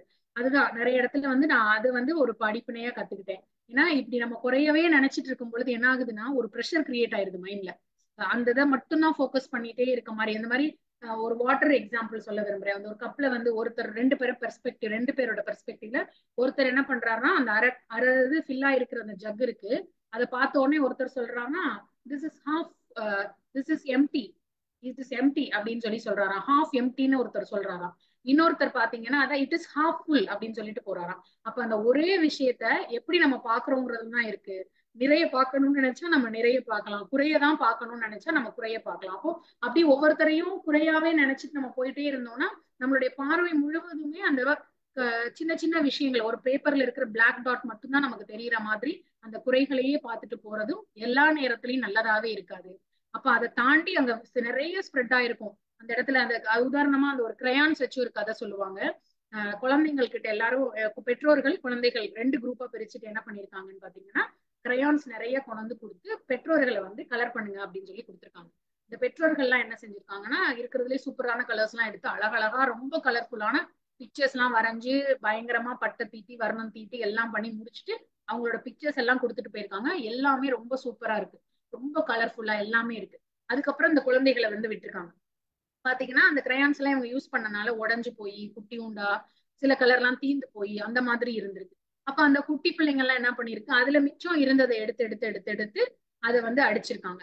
அப்ப என்ன பண்ணிருக்காங்க, இவங்க வந்து அந்த நிறைகளை மட்டும்தான் அந்த பெற்றோர்கள் பார்த்து அது அடுத்து நம்ம அவங்களுக்கு கொடுக்கணுமேன்ற தாட்டே இல்லாம என்ன பண்ணிருக்காங்க, அந்த ஃபர்ஸ்ட் பேட்ச் வந்தவங்க எல்லாம் வரைஞ்சு முடிச்சுட்டாங்க. ஆனா அந்த குறையா இருந்த விஷயத்த கூட எடுத்து இன்னும் அழகுபடுத்தி அந்த குழந்தைகள் கொடுத்திருக்காங்க. அப்ப நம்ம எப்படி பாத்துக்கணும் நம்மளோட லைஃப்ல எல்லா விஷயத்தையும் நம்ம எப்படி பார்க்கணும் அப்படிங்கிறது. இதை இன்னொரு விஷயமா சொல்லுவாங்க, நம்ம அடுத்து கொண்டு போற ஜெனரேஷனுக்கு என்ன கொடுத்துட்டு போறோம், நிறைய கொடுத்துட்டு போறோமா குறைவா கொடுத்துட்டு போறோமாங்கிறதையும் நம்ம பார்க்க முடியுது. இதுல நமக்கு நிறைவா கிடைச்சிச்சு, நம்ம வந்து அதை எல்லாம் யூஸ் பண்ணி முடிச்சுட்டு குறைச்சு கொடுத்துட்டு போறோம் அப்படிங்கிறதையும் நம்ம பார்த்து அடுத்த ஜெனரேஷனுக்கு நிறைய விஷயங்களை நம்ம கொடுத்துட்டு போறதுக்கு நம்மளால ஆன விஷயங்களை நம்ம செய்யணும் அப்படிங்கிற ஒரு மிகப்பெரிய படிப்பினை இந்த கதை மூலமா எனக்கு. இது மாதிரி அதே மாதிரி புத்தகங்கள் எதையுமே நிராகரிக்க முடியாது. புத்தகங்கள் வந்து it is really a wonderful friend. அது வந்து நிறைய நான் தெரிஞ்சுக்கிட்டேன். ஒவ்வொரு புத்தகத்தை எடுத்தோம்னாலும் நிறைய அது காட்டின மனிதர்களாகட்டும் காட்டிய விஷயங்களாகட்டும் சொல்லிக் கொடுத்த பாடங்களாகட்டும் அது எல்லாமே என்னோட வாழ்க்கையில நிறைய பயன்படுத்து. அதுல இருந்துதான் நிறைய நான் கலாம் ஐயாவை பத்தி நிறைய தெரிஞ்சுக்கிட்டது வந்து புத்தகங்கள் மூலமா. அவர் வந்து அதுக்கப்புறம் தொடர்ந்து அவர் நிறைய செயல்பட்டார். நான் கல்லூரியில பிஜி படிச்சுட்டு இருக்கும் பொழுது அவர் குடியரசுத் தலைவரா இருந்தாரு. எவ்வளவு பெரிய மனிதர், எவ்வளவு பெரிய பணியில இருக்கிறவர், நாட்டின் முதல் குடிமகன். அப்ப அவருக்கு எவ்வளவு வேலை இருக்கும், 24 மணி நேரம் பத்தாது. ஆனா அவரு வந்து மாணவர்கள் கடிதம் எழுதினாங்கன்னா அவருடைய கைப்பட அதுல சைன் போட்டு அந்த கடிதத்தை வந்து ரிப்ளையா வந்து அவங்களுக்கு அனுப்புறாரு. இந்த விஷயம் எங்க வீட்டுல வந்து ஒரு போட்டியாவே ஆயிடுச்சு எனக்கும் என் தம்பிக்கும். அவன் வேகமா அவன் ஒரு கடிதம் எழுதி ரிப்ளை வந்து சைன் வந்த உடனே, ஏய் எனக்கு வந்து பிரசிடென்ட் கிட்ட இருந்து லெட்டர் வந்துருச்சு பாரு பாருன்னு சொல்லிட்டு பயங்கர சந்தோஷமா உடனே எனக்கு ஒரு தூண்டுதல் வந்துச்சு. சரி நீ சும்மா கவிதை எழுதிதானே அனுப்பிச்ச, தெரிஞ்ச இதுல இருந்து பார்த்துதானே எழுதி அனுப்பிச்ச, நான் ஒரு லெட்டரே எழுதுறேன்னு சொல்லிட்டு நான் என்ன பண்ணேன்னா வேகமா ஒரு லெட்டர் எழுதினேன். ரம்ஜான் ரம்ஜான் நேரம் தான் அது. அவருக்கு வந்து ஒரு லெட்டர் எழுதி இந்த மாதிரி ஒரு மாணவி நானு அப்படின்னு சொல்லிட்டு எனக்கு தோன்ற விஷயங்கள்லாம் எழுதி அவருக்கு அனுப்பிச்சா. அவர் அதை வெறும் டைப் பண்ணி அனுப்பிச்சு. அவருக்கு என்ன டிஃபரன்ஸ்னா என் தம்பிக்கும் எனக்கு வந்த லெட்டர்ல அவனுக்கு அந்த டைப்டு மேட்டரோட ஐயாவோட சைன் மட்டும் இருந்துச்சு. எனக்கு அந்த டைப் பண்ணதுல ஒரு இடத்துல இது ஆரோ மார்க் போட்டு கருத்துள்ளன்னு ஒரு வார்த்தை ஆட் ஆயிருந்துச்சு. உடனே நான் சொன்னேன், ஏய் பாத்தியா உனக்கு வெறும் சைன் மட்டும் தான் போட்டு வந்திருக்கு, எனக்கு அவரே கரெக்ஷன் பண்ணி கருத்துள்ளன்ற வார்த்தையும் சேர்த்து அனுப்பிச்சிருக்காரு அப்படின்னு சொல்லிட்டு. அப்போ இந்த மாதிரி நல்ல விதமான போட்டிகள், இந்த புத்தகத்தை படிச்சு அவருடைய நல்ல மேன்மையான குணங்கள்லாம் தெரிஞ்சதுனாலதான் நாங்க இந்த முயற்சியை எடுத்தோம். எடுத்துட்டு அதை செய்யும் பொழுது பாத்தீங்கன்னா அது வந்து நமக்கு ஒரு நல்ல ஒரு எவ்வளவு பெரிய ஆளா இருந்தா கூட நம்ம என்ன பண்ணணும், தன்மையா நடந்துக்கணும். நம்மளுடைய நேரத்தை முக்கியத்துவம் கொடுக்கணும், எப்படி நம்மளை மதிக்கிறாங்களோ அதுக்கான முக்கியத்துவத்தை நம்ம கொடுக்கணுங்கிற மிகப்பெரிய படிப்பினைய அந்த விஷயம் எனக்கு கத்துக் கொடுத்துச்சு. அதே மாதிரி நிக் வவுஜிக் அப்படின்னு சொல்லிட்டு ஒருத்தர் டெட்ரா சிண்ட்ரோம் அப்படின்னு சொல்லிட்டு ஒரு ரேரான டிசீஸ். அவருக்கு வந்து பிறக்கும் பொழுதே கைகள் இரண்டும் இல்லை, கால்களும் இல்லை, சின்னதா ஒரு சதை இது மட்டும்தான் அவருக்கு இருக்கும். ஆனா அவர் உலகின் நம்பர் 1 தன்னம்பிக்கை பேச்சாளரா இருக்காரு. ஒரு குடும்பம் அழகான 4 குழந்தைகளோட வாழ்ந்துட்டு இருக்காரு. அப்போ எவ்வளவு ஒரு தன்னம்பிக்கை அந்த மனிதருக்குள்ள இருந்த நீச்சல்லாம் அவ்வளவு அழகா அடிக்கிறார். அவருடைய அந்த உடம்பை வைத்தே அழகா நீச்சல் அடிச்சு அவர் போறாரு. இதெல்லாம் பார்க்கும் பொழுது கேட்கும் பொழுது எவ்வளவு அழகான வாழ்க்கைய வந்து நம்ம கிட்ட இருக்கிற விஷயத்த வச்சு நம்ம உருவாக்க முடியும் அப்படிங்கிற மிகப்பெரிய படிப்பினை. அதே போல்தான் முனிபா மசாரி அப்படின்ற ஒரு பாகிஸ்தானிய பெண்மணி, அவங்க கணவரோட அவங்க வந்து கார்ல போயிட்டு இருக்கும் பொழுது ஒரு ஆக்சிடென்ட் ஆயிடுது. இந்த ஆக்சிடென்ட் ஆயிடுதுல பெல்ட் போட்டிருக்காங்க. அவர் கணவர் எப்படியோ இது பண்ணி வெளியில வந்துடுறாரு. ஆனா இந்த பெண் வந்து பெல்ட் போட்டு இது பண்ணதுல அப்படியே முழுவதுமா ஜாம் ஆயிடுது அந்த காரு. அப்ப இவங்களை காப்பாத்துற முயற்சியில அவங்க வெளியில இருக்கும் பொழுது அவங்களுடைய இடுப்பு எலும்புல பிரச்சனை ஆயிடுது. அவங்களை நிறைய ட்ரீட்மெண்ட் எல்லாம் எடுத்து முடிச்சதுக்கு அப்புறம் பாத்தீங்கன்னா அவங்களால இனிமே வீல் சேர்ல தான் இருக்க முடியும், குழந்தை பெற்றுக்கொள்ள முடியாதுன்னு நிறைய விஷயங்கள் ஒவ்வொன்னா அவங்களுடைய வாழ்க்கையில எதெல்லாம் முடியும்னு இவங்க நினைச்சு பெரிய லிஸ்டா வச்சிருந்தாங்களோ அதெல்லாம் உங்களால முடியாதுன்னு சொல்லிக்கிட்டே இருக்காங்க. அப்போ ஒரு கட்டத்துல இவங்க என்ன பண்றாங்கன்னா அவங்களுடைய கணவரை விவாகரத்து பண்ணிடுறாங்க. அவர் வேற ஒரு கல்யாணம் பண்ணிட்டு போயிடுறாரு. இவங்க என்ன பண்றாங்க அப்படின்னா என்ன நான் செய்யணும் அப்படின்னு சொல்லிட்டு திருப்பி யோசிச்சு வீல் சேர்ல உட்காந்து மோட்டிவேஷனல் ஸ்பீச் கொடுக்குறாங்க. இப்ப அவங்க ஒரு குழந்தையை தத்தெடுத்து வளர்க்குறாங்க. அப்ப அந்த பையன் ஒரு நாள் என்ன பண்ணிருக்கான், ஃபுட்பால் எடுத்துட்டு வந்து விளையாண்டுருக்கான் அவங்க முன்னாடி. விளையாண்டுட்டே இருக்கும் பொழுது அவன் வந்து கேஷுவலா வந்து அம்மா நீங்களும் விளையாடுங்கன்னு அவன் சொல்லிடுறான். ஆனா இவங்க வந்து வீல் சேர்ல உட்கார்ந்து இருக்கறனால கால்களை உபயோகப்படுத்த முடியல. அப்ப அவங்க அந்த பையன் டக்குன்னு அப்படி சொல்லிட்டு ஆஹா அம்மானால முடியாதே அப்படின்னு யோசிச்சுட்டு, பரவாயில்லம்மா நம்ம காலில் தான் அடிக்கணும்னு இருக்கா என்ன, ஃபுட்பால் தானே வாங்க நம்ம கையில விளையாடலாம் அப்படின்னு சொல்லிட்டு அந்த பையன் உடனே அதை அது பண்ணி மாத்தி அவங்கள வந்து அந்த விளையாட்டுல சேர்த்துக்கிட்டான். அப்படின்னு நிறைய விஷயங்கள் படிக்கும் பொழுது நம்ம எவ்வளவு பிளஸ்டா இருக்கோம், நம்ம எவ்வளவு கம்ஃபர்ட் ஜோன்ல இருக்கோம். ஆனா எவ்வளவு கஷ்டங்களை தாண்டி கூட மத்தவங்களை தன்னம்பிக்கைப்படுத்துறதுக்காக அதை விட்டு வெளியில வந்து நாம வந்து ஒரு எக்ஸாம்பிளா இருக்கணும் அப்படின்னு அதை தாண்டி வெளியில வந்து நிறைய பேர் நமக்காக மோட்டிவேஷன் கொடுத்துட்டு இருக்காங்க. அப்ப அது மிகப்பெரிய படிப்பினை வாழ்க்கையில. அவங்களுடைய கஷ்டத்தை தாண்டி இன்னொருத்தவங்களுக்கு ஒரு பெரிய எடுத்துக்காட்டா இருக்கணும்னு நினைச்சு அவங்க வந்திருக்காங்க. அவங்க எல்லாருமே மிகப்பெரிய எக்ஸாம்பிள்ஸ் தான் நான் எடுத்துக்கிறேன். அதே மாதிரி நம்ம நாட்டிலயுமே எனக்கு கோபிநாத் ஐயா ரொம்ப பிடிக்கும். அதே மாதிரி விகேடி பாலன் அவருடைய இதெல்லாம் பாத்தீங்கன்னா பயங்கரமான ஒரு கஷ்டத்தான சூழ்நிலையில இருந்து அவர் பெரிய ஒரு டிராவல்ஸ் ஆரம்பிச்சு ரொம்ப புகழ்பெற்ற ஒருத்தரான எவ்வளவு ஒரு சூழல்களையும் கடந்து அவங்க வந்திருக்காங்க அப்படிங்கிறது. ஒவ்வொருத்தரும் இந்த மாதிரி நிறைய நிறுவனர்கள், ராம்ராஜ் காட்டன் எடுத்துக்கிட்டீங்கன்னா அவங்க ஒரு இன்சிடென்ட்ல தான் இந்த வேஷ்டியை ஒரு பெரிய பிராண்ட் ஆக்கணும் அப்படிங்கிற ஒரு மாதிரி இந்த மாதிரி நிறைய விஷயங்கள், புத்தகங்கள் நிறைய விஷயங்களை சொல்லி கொடுக்குது.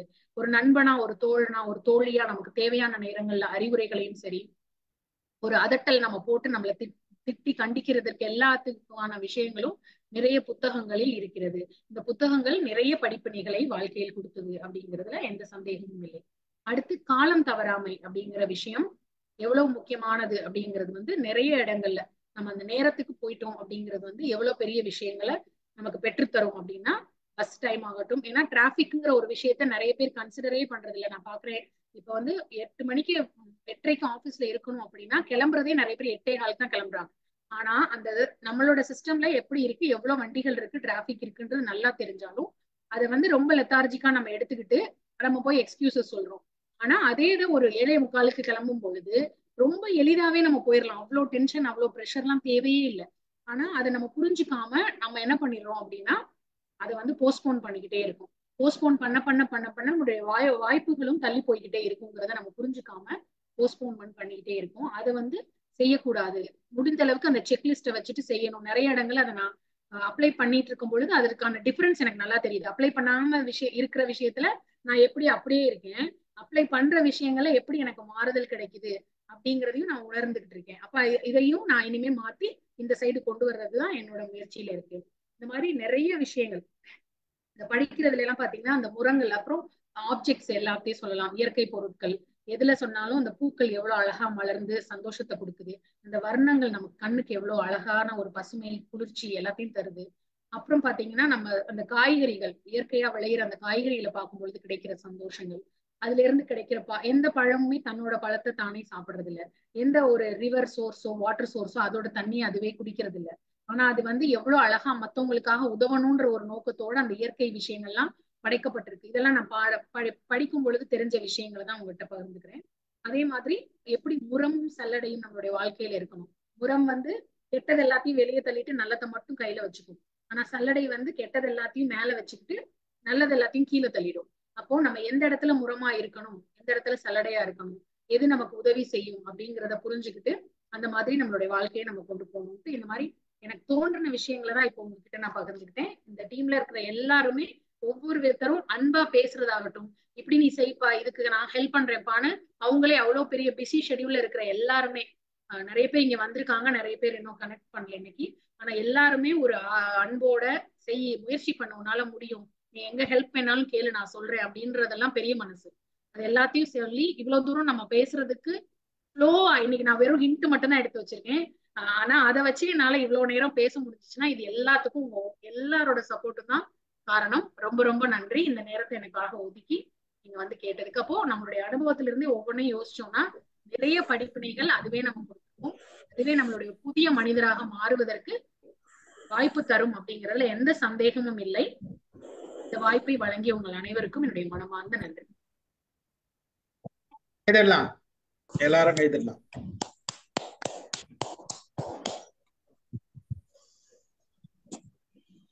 பிரமாதம்பா, ரொம்ப நல்லா பண்ணீங்க, ரொம்ப நல்லா பண்ணீங்க. ஆக்சுவலா பாத்தீங்கன்னா என்னென்ன சொல்லிட்டீங்க பாருங்க. நீங்க அண்டர்ஸ்டாண்டிங் முதல்ல என்ன, புரிதல் வேணும், எல்லாருக்குமே ஒரு ஃபோக்கஸ் வேணும், புரிதல் வேணும் அப்படின்றத சொல்லிட்டீங்க. அப்புறம் வந்து ஒரு ஒரு விஷயத்தை எடுத்தோம்னா அந்த டைம்க்கு அதை முடிச்சிடணும், கம்ப்ளீட் பண்ணணும் அப்படின்றத சொல்லியிருக்கீங்க. எதையுமே பிராக்டிஸ் பண்ணாத செய்யாதீங்க, முதல்ல பிராக்டிஸ் பண்ணுங்க. ஒரு அதாவது எந்த ஒரு விஷயத்தையுமே நம்ம வந்து முயற்சி செய்யணும், பிராக்டிஸ் பண்ணணும்ன்றது சொல்லியிருக்கீங்க. ஆப்பர்ச்சுனிட்டி, வாய்ப்புகளை தவற விடக்கூடாதுன்றதுக்கு ஒரு உதாரணம் சொல்லியிருக்கீங்க. அப்புறம் என்ன அதுலயே என்னன்னு சொல்லிட்டீங்க, நாம நோ மேட்டர், நம்ம வந்து வின் பண்றோம் தோக்குறோம் அது இல்ல பிரச்சனை, பார்ட்டிசிபேட் பண்றோமா அதுதான் முக்கியம், அதை சொல்லியிருக்கீங்க, அருமையா சொல்லியிருக்கீங்க. அப்புறம் சின்ன விஷயத்துல கூட நம்ம கத்துக்க முடியும் அப்படின்றத சொல்லியிருக்கீங்க. யாரையுமே இக்னோர் பண்ணாதீங்க அப்படின்ற விஷயத்த சொல்லியிருக்கீங்க.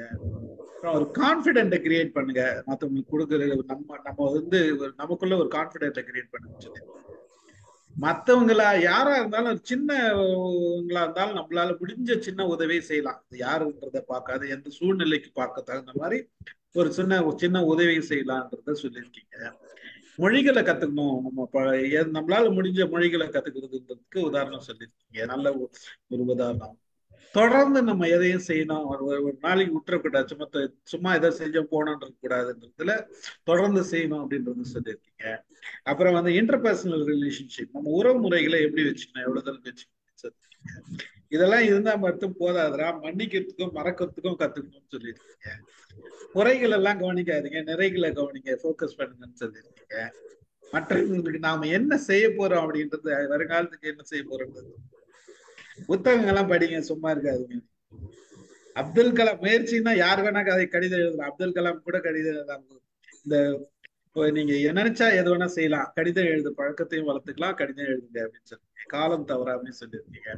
இப்படி பல செய்திகள் சொல்லி நீங்க ஒரு அசத்தலான ஒரு சின்ன ஸ்பீச் மட்டும் இல்லாத ஒரு அசத்தலான பேச்சை கொடுத்துருக்கீங்க. ஒரு ரொம்ப ஷார்ட் பீரியட் தான் பேசியிருக்கீங்க. நீங்க மெஞ்சு போனா ஒரு 1/2 மணி நேரம் 35 நிமிஷம் தான் பேசுனீங்கன்னு நினைக்கிறேன் நானு. பட் அருமையான கருத்துக்கள். 40 மினிட்ஸ் பேசிட்டாங்க, அவ்வளவுதான். 40 மினிட்ஸ். இந்த 40 மினிட்ஸ்ல உங்களோட அனுபவத்துல இருந்து இத்தனை விஷயங்களை சொல்லியிருக்கீங்க. பாராட்டுக்கள், அருமை. நல்ல நல்ல விஷயம். ரொம்ப கிறிஸ்ப் அண்ட் ஸ்வீட்டா, ரொம்ப சின்ன விஷயமா சொல்லி அதுல ஒரு கருத்தை சொல்லி வளவளன்னு பேசாத, சொன்னதையே திருப்பி சொல்லாத அழகா சொல்லியிருக்கீங்க. அதுதான் பியூட்டி. அருமை. So much. உங்களுக்கு இன்னொரு முறை கூட கை தட்டலாம், எனக்கு தெரிஞ்சு. Thank you, sir. Thank you. பேசுமா. அனைவருக்கும் வணக்கம். நான் கூட சார் கிட்ட மதியானம் கேட்டுட்டு இருந்தேன், என்ன பேச போறாங்க இவ அப்படின்னு சொல்லிட்டு. ஒருவேளை புக்கா இருக்குமோ அப்படின்னு நினைச்சேன். அதுக்கப்புறமா நீங்க இப்படி பேசுவீங்க நான் எதிர்பார்க்கவே இல்லப்பா. ஆனா உங்களுக்கு ஃபர்ஸ்ட் கங்க்ராட்ஸ் பண்ணோம். நீங்க கடிதம் எழுதி அப்துல் கலாமுக்கு போட்டி போட்டுன்னு எழுதிருக்கீங்க பாருங்க. அது ஒரு பெரிய விஷயம்தான் ஆக்சுவலி. அதுக்கு உனக்கு வாழ்த்துக்கள். அதுக்கப்புறம் அந்த நம்பிக்கை பாட்டி அந்த நம்பிக்கையை பத்தி சொல்லிட்டு இருந்தல, அதனால நான் இப்ப ஒரே ஒரு சின்ன விஷயம் எனக்கு சொல்லணும். நாங்க இப்ப ரீசெண்டா அந்தமான் போயிருந்தோம். அந்த லக்ஷ்மன்பூர் பீச்ல நாங்க சன்செட் பாக்குறதுக்கு போயிருந்தோமா. அப்ப நாங்க எங்களை ஒரு கரையில விட்டுட்டான். ஒரு கரைக்கு லாங் வாக் நடந்து போயிட்டு தான் ஒரு டேர்ன் பண்ணாதான் அந்த சன்செட்டுக்கு கரெக்டா இருக்கும். அந்த டைமுக்கு விட்டானா லாங் பேக் நாங்க லேடிஸ் ஒரு 6 பேர் முன்னாடி நடந்து போறோம். எங்க சார் நாராயணமூர்த்தி சார்லாம் பின்னாடி ரொம்ப போட்டோ எடுத்துட்டு பேக்ல வராங்களா. அப்ப நாங்க போகும்போது அங்க எல்லாருமே பிளாஸ்க்ல காஃபி வச்சுக்கிட்டு 2 3 லேடிஸ் இந்த கூட இருக்கு இல்லையா, ஒயர் கூட, அதை வச்சுக்கிட்டு 2 3 லேடிஸ் வந்துட்டே இருந்தாங்க. லைனா காஃபி கொடுத்துட்டே வந்தாங்க. அதே மாதிரி ஒரு பொண்ணு பெங்காலி தான் எங்க கிட்ட காஃபி வேணுமான்னு கேட்டா, நாங்க 4 பேரு 30 ரூபா காஃபி எங்களுக்கு கடை கடைன்னு ஊத்தி கொடுத்தா, காசு கொடுக்குறோம் நான் அப்புறம் வாங்கிக்கிறேன்ட்டு ஓடுறாமா அவ. ஏன்னா அவளுக்கு அடுத்த கஸ்டமரை பிடிக்கணும். ஏன்னா அங்க காம்படிஷன் 2 3 பேர் லைன்ல வராங்க. இவ காசை வாங்கினால்னா இன்னொரு கஸ்டமரை இவளால பிடிக்க முடியாது. நான் அப்புறம் வாங்கிக்கிறேன்ட்டு ஓடுறா அவ, ஓடி போறா. அதே மாதிரிதான் நாங்க பாக்குறோம். அந்த 3 லேடிஸ்மே அவங்க 3 பேரை ஃப்ரீக்வெண்டா மாத்தி மாத்தி கடகடன் பேக்ல போயிட்டு இவ ஒருத்தருக்கு கொடுக்குறா, அடுத்தவங்க அடுத்தவங்கள பாக்குறாங்க. அதே மாதிரி காசை வாங்காமையே அதுங்க ஃபுல்லா எல்லாருக்கும் கொடுத்துட்டு, அவங்களுக்கு ஒரு நம்பிக்கை தான். நாங்க எல்லாரும் அந்த பீச்ல அந்த கார்னர்ல உக்காந்துட்டு இருப்போம், கண்டிப்பா போய் கலெக்ட் பண்ணிக்கலான்ட்டு. அதுக்கப்புறம் அந்த பசங்க அந்த லேடிஸ் நிதானமா ஒவ்வொருத்தர்கிட்டயும் நாங்க கொடுக்குற காசு ஏமாத்த கூட அது கூட அந்த அந்த அந்த தாட்டே போல அவளுக்கு. நாங்க 3 4 சொல்லி நாங்களா கொடுக்குற காசு அந்த அந்த லேடிஸ் வாங்கிக்கிட்டு போனாங்க பாருங்க. அதே மாதிரிதான் எல்லாருமே அதை ஃபாலோ பண்றாங்க போல. அதை நாங்க அதுங்களுக்கு பாஷையும் தெரியல, எதுவும் தெரியல, பெங்காலிஸ் தான். ஆனா அந்த அந்த லேடிஸை பார்க்கும்போது எங்களுக்கு அன்னைக்கு ரொம்ப ஆச்சரியமா இருந்தது. அந்த பீச்சில் உட்காந்து நாங்க 4 5 லேடிஸும் அவங்கள பத்தி தான் பேசிக்கிட்டு இருந்தோம். எங்களுக்கு எங்க அந்த பிள்ளைங்க மிஸ் பண்ணிட போறோமோ நம்ம அப்படின்னு நினைச்சோம். ஆனா அவங்க கரெக்டா எல்லார்ட்டையும் காசை ஆட்களை தேடிக்கிட்டு அவங்க கரெக்டா அதை வாங்கினாங்க. அந்த நம்பிக்கைக்காக தான் நான் அதை சொன்னோம் அப்படின்னு நினைச்சேன். ரொம்ப ரொம்ப நல்லா இருந்ததுமா. நல்ல யூஸ்ஃபுல் டாக் தான். ரொம்ப அருமைமா, வாழ்த்துக்கள். தேங்க்யூ. வாங்க, யார் பேசுறது? சிவகுமார் சார் பேசுறீங்களா? சூப்பர், எக்ஸலன்ட்மா, ரொம்ப அருமை, ரொம்ப அருமை. லாவண்யா மேடம் ரொம்ப எக்ஸலன்ட். ரொம்ப உங்க அனுபவத்தை அப்படியே ரொம்ப எளிமையா சொல்லிட்டீங்க. ரொம்ப எளிமையா போற போக்கில் அப்படியே சொல்லிட்டீங்க பாருங்க. கவனமா நல்லா கேட்கணும், சொல்றது நல்லா கவனமா கேட்கணும். ஆரம்பிச்சீங்களே எல்லாரும் ஒவ்வொரு கலர்ல கிரையான் போட முடியல, அன்னைக்கு ஒரே ஒரு கலர் எடுத்து போட்டீங்க பாருங்க. அங்க அங்க ஆரம்பிச்சீங்க. கவனமா கேட்கணும். எல்லாரும் ஒவ்வொரு கலர்ல போடணும்னா நீங்க ஒரே கலர்ல எடுத்து போட்டு பாருங்க. இந்த கவனமா கேட்காதது எங்க வீட்டுல ரெகுலரா நடக்கும். உப்புன்னு சொல்லியிருப்பேன், அவ்வளவுதான். போட்டாச்சு இல்ல போடல, அங்க போட்டாச்சு நான் போட்டுன்னு சொல்லியிருப்பேன், அவங்க மறுபடியும் போடுவாங்க. வீட்டுல இன்னைக்கு மத்தியானம் வைக்கிறது இல்ல, உப்பு போட்டாச்சுன்னு சொல்றேன். உப்புன்னு தான் சொன்னேன், கேட்டு தருவேன் அவங்களுக்கு. டேபிள் உப்பு உப்புன்னு போடலன்னு சொன்னீங்களேன்னு உப்பு போட்ட மறுபடியும் அதுக்காக மறுபடியும் எக்ஸ்ட்ரா தயிர் போட்டு அந்த பச்சடி சாப்பிட்டோம். கவனமா கேட்கணுன்றதுல எங்க வீட்டுல ரொம்ப ரொம்ப ரொம்ப ஜாக்கிரதை. அது ரெகுலரா சின்ன சின்ன விஷயங்கள் நடக்குது. வயசு காது கொடுத்தே கேட்க மாட்டாங்க, எல்லாத்தையும் தலையாட்டிக்கலாம். சொன்னீங்களா அவ்வளவுதான். அதுக்கப்புறம் என்ன சொன்ன அவங்க அவங்க உலகத்துல இருப்பாங்க. நம்ம ஒரு அருமையா ஆரம்பிச்சீங்க. ஹோம்ஒர்க் கரெக்டா எப்படிதான் அந்த ஸ்கூல்ல இந்த கரெக்டா சொன்னீங்க. அது லேடி ஃப்ரெண்ட்ஸ் உங்களுக்குள்ள வரக்கூடிய சின்ன சின்ன கோபங்களை விட்டே கொடுக்க கூடாது. அந்த பொண்ணுகிட்ட பேசவே கூடாதுன்னு நினைச்சிட்டு கடைசியில அந்த பொண்ணு செய்ய வேண்டிய ஹோம்ஒர்க் அதெல்லாம் சொல்லி கொடுத்தீங்க பாருங்க. அது சூப்பர். அதுக்கு உங்க அம்மா கைட் பண்ணாங்க பாருங்க. Super, excellent excellent. காம்படிஷன்ல பயிற்சியும் முக்கியம், முயற்சியும் முக்கியம். அருமையா சொன்னீங்க. வாய்ப்புகளை தவறவே விடக்கூடாது. சின்ன சின்ன வாய்ப்புகள், இடம் வாங்கறதுக்காக அறையிறப்போ வாய்ப்புகளை தவறக்கூடாது. படிக்கணும்னு போறப்போ எந்த காலேஜ்ன்றதுக்கு போய் பார்க்கறது தவறவே கூடாது. ஒரு எக்ஸ்ட்ரா ஒரு சேர்ந்தத தவறவே கூடாது. நண்பர்கள் எங்கேயாவது கூப்பிட்டா போய் கண்டிப்பா சேர்ந்துக்கணும். சோம்பேறித்தனமா இருந்தா நம்ம தவறிட்டோம். இல் கோ பிஹைண்ட். தவறவே கூடாது. அலுவலகத்தில் நான் கத்துக்கிட்டது, ஏதாவது ஒரு வாய்ப்பு இருந்தா முன்னாடி நிக்கணும். வேண்டாம்னா அவ்வளவுதான், நம்ம கடைசி வரைக்கும் ஒதுக்கிடுவாங்க. வாய்ப்புகளை தவறவே விடக்கூடாது. அப்படியே சொன்னீங்க. உறவுகள் நட்புகள் உண்மையிலே ரொம்ப சூப்பர். ஒரு உறவுகள் நட்புகள் இல்லாம நம்ம எல்லாம் இந்த உலகத்துல நம்ம இருக்கவே முடியாது. நான் என் பத்திரிகை எனக்கு உறவுகளும் நட்புகளும் தான் என்னை இந்த அளவுக்கு ஆளாக்கி இருக்குன்னு சொல்றேன். தினம் தினம் சந்திக்கும் மனிதர்களை நான் தினம் தினம் சந்திப்பேன். பூக்காரமா சந்திக்காத நாள் இல்லை. போறப்போ ஈவினிங் போறப்போ பூக்காரமா, ஐயா வணக்கம், ஏன் நேற்று வந்தையா ஏன்னுவாங்க. நீ என்னம்மா நேற்று காணமே. அந்த அம்மா சொல்லுவாங்க, அவங்க திவாகர் நகர் அங்க ஒரு சொல்லுவாங்க, அவங்க கதையை அவங்க பையன் கதையை சொல்லுவாங்க. நான் எங்க கதையை சொல்லிட்டு இருப்பேன். கொஞ்ச நேரம் தான் பேசுவோம். பூ வாங்குறது இல்லை, ஒண்ணும் இல்லை. ஆனாலும் விசாரிப்பாங்க. அவங்கள பத்தி நான் விசாரிப்பேன், என்னை பத்தி அவங்க விசாரிப்பாங்க. தினம் போற பேப்பர் போடுற வாங்குற பால்ராஜ், அவர் பேர் பால்ராஜ். வணக்கம் பால்ராஜ்னா 2 நாள் ஆளை காணுமேன்னு, ஐயா அந்த பக்கம் போயிட்டேன் இந்த பக்கம் போயிட்டுருவாரு. காய்கறி கடைக்காரனா ஒரு தினம் ரோட்ல வர்ற காய்கறி கடை தான் வாங்குவேன். ரோட் தினம் வாங்க ரொம்ப பல்கா வேணா சூப்பர் மார்க்கெட். சின்ன சின்ன காய்கறிகள், சின்ன சின்ன வாழைப்பழம், அன்னைக்கு வேண்டி பழங்கலாம் தினம் வர்ற ஒரு பாய் கிட்ட தான் கரெக்டா 12 மணிக்கு 1 மணிக்கு வருவாரு. என்ன பாய் நேற்று வரலன்னு கேட்பேன். அவர் நோம்பு சார்னுவாரு. இப்படி இட்லி வாங்குறது கூட ஒரே கடையில் தான் வாங்குவேன். அப்போ அப்போ சகலமும் நடக்கும். அவருடைய குடும்ப பத்தி பேசுவாங்க, நம்ம குடும்பத்தை பத்தி பேசுவோம். சின்ன சின்ன விஷயங்கள். இந்த வேலைக்கு மெயின் சர்வெண்ட் இருக்கிறவங்க they are the real communication ஏரியால கம்யூனிட்டியில் நடக்கிற விஷயங்களை சொல்லக்கூடிய ஒரே ஒரு ஆட்கள் யாருன்னா நம்ம அன்றாட சந்திக்கும் மெயின் சர்வெண்ட். ரொம்ப பிரமாதமா சொன்னீங்க. மொழி முக்கியம். வாழ்க்கையில ஏமாற்றம் வரும்போது தன்னம்பிக்கை முக்கியம். ஒரு வரிகள், யாராவது சொல்ற ஒரு வரிகள் உண்மையிலே உங்களை தூக்கி நிறுத்தும். கன்சிஸ்டன்சி முக்கியம். சார் சொல்ல சார் தான் ஞாபகம். என்ன நடந்தாலும் இடி அடிச்சாலும் மழை பெய்ஞ்சாலும் 7 மணிக்கு ஆஜரம் ஆயிடுவாரு. ரொம்ப பொறாமையா இருக்கு. எப்படிதான் 7 மணிக்கு வந்து உட்காந்துறா, சலிப்பே வராது அவருக்கு அப்படின்னு தோணும். எனக்கு சலிப்பு வரும். 7 மணிக்கு வரணுமே ஓடி ஓடி வருவேன். 10 நிமிஷம் லேட் ஆகி 6 நிமிஷம் கேட்டுட்டே இருப்பேன் எங்கேயாச்சும். அந்த ஸ்டீபன் சார்கிட்ட கத்துக்க வேண்டியது நிறைய. கன்சிஸ்டன்சி. கரெக்டா போன் பண்ண வேண்டிய இடத்துல போன் பண்ணுவாரு, யோசனையே பண்ண மாட்டாரு. கேட்க வேண்டியது கேட்டுடுவாரு, யோசனையும் பண்ண மாட்டாரு. மனச்சாரலுக்கு கேட்கணுன்றது கேட்பாரு, கரெக்டா வந்துடும். அந்த consistency I appreciate your word and also super sir. மன்னித்தல் மறத்தல் ரொம்ப ரொம்ப முக்கியம் வாழ்க்கையில. நண்பர்களுடைய குடும்பத்தில் பர்கெட் அண்ட் பர்கிவ். சூப்பர்மா, நிறைய சொல்லலாம். எந்த இடத்தில் உரமாக இருக்க வேண்டிய உரமாக இருக்கணும், ஜல்லடையாக இருக்க வேண்டியது ஜல்லடையாக இருக்கணும் முடிச்சிருக்கீங்க. ரொம்ப அருமையா உங்க வாழ்க்கையில் நடந்த சின்ன சின்ன அனுபவம் வச்சு ஒரு பிரமாதமான ஒரு செஷன், அருமையான ஒரு பேச்சு.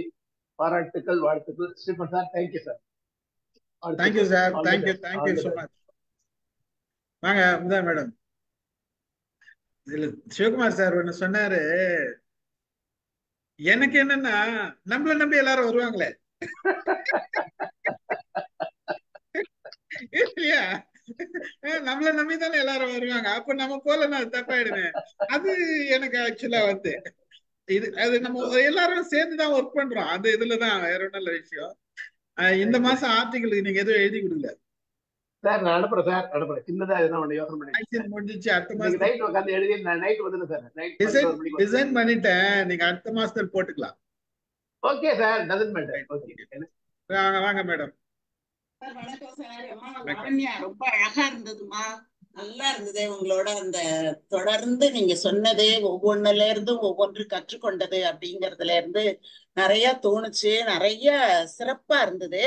ஆனா எனக்கு வந்து நீங்க சொல்றதுல இருந்து என்னோட லைஃப்ல வந்து டோட்டலா நிறையவே மாற்றம் இருக்குங்கிறத நான் உங்களோட இதோட ஒப்பிட்டு பாக்குறேன். இந்த ஒப்பிட்டு பார்த்தல் அப்படிங்கிற ஒரு குணம் வந்து, அதாவது சில விஷயங்கள்ல, மனிதர்கள்ல இல்ல, அவங்க அப்படி இருக்காங்க நம்ம இப்படி இருக்கமே அந்த ஒப்பீடு இல்ல, எந்த ஒரு விஷயங்களையும் கொஞ்சம் ஒப்பிட்டு பார்ப்பது அப்படிங்கிற ஒரு பழக்கம் வந்து அது இயல்புலயே இருக்குதா என்னன்னு எனக்கு தெரியல. ஆனா அது கொஞ்சம் உண்டு. நான் நீங்க சொல்ல அந்த சின்ன பிள்ளையில பேச ஆரம்பிச்சத சொல்லும் போது, நான் 61, 62ல நான் படிக்கிற ஒரு காலத்துல எங்க அப்பா வந்து டீச்சர் தான். ஏதாவது பேசணும்னு பாலர் சபைன்னு சாட்டர்டேல எல்லா நாளும் பேச்சு இருக்கும். பேரை மட்டும் கொடுத்துட்டு கரெக்டா வந்துருவேன். யாரும் எழுதி கொடுக்க மாட்டாங்க. எனக்கு எழுதி வாங்கணுங்கிறது முதல்ல தெரியாது. என்ன தலைப்பு கொடுத்தாலும் எங்கேயாவது புத்தகத்துல இருக்கான்னு தேடி பார்த்து அதை வந்து ஒரு அரை பக்கமாவது எழுதிட்டு போய் பேசுறது அப்படிங்கிற ஒரு பழக்கம் இருந்தது.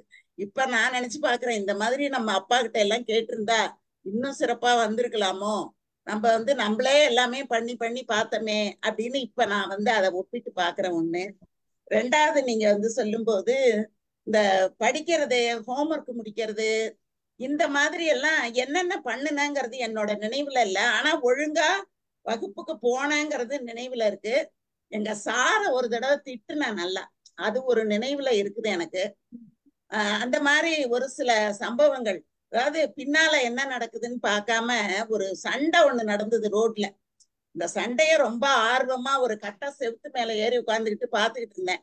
அப்ப எங்க சார் வந்து ஒரு அடி ஒண்ணு கொடுத்தாரு எனக்கு, கம்பால. அடிச்ச உடனே யாருடா அதுன்னு திரும்பி பார்த்தேன். ஏன்னா நான் கோயெடுல தான் படிச்சது, எப்பவுமே கோயெடு தான். நான் என்னோட கல்லூரி படிப்பு, ஹைஸ்கூல் படிப்பு, எல்லா படிப்புமே கோயெடு தான். வேலை பார்த்தது மட்டும்தான் கேர்ள்ஸ் ஸ்கூல், மற்றது எல்லாமே கோயெட்ல தான் படிச்சிருந்தேன். அதனால பையன்களோட நிறைய எனக்கு வந்து ஃப்ரெண்ட்ஸ் எல்லாம் உண்டு. அதனால எவன்டா அதுன்னு திரும்பி பார்த்தா வாத்தியாரு. பைய தூக்கிட்டு ஓடி வந்தனா ஒரு வாரம் பள்ளிக்கூடமே போல.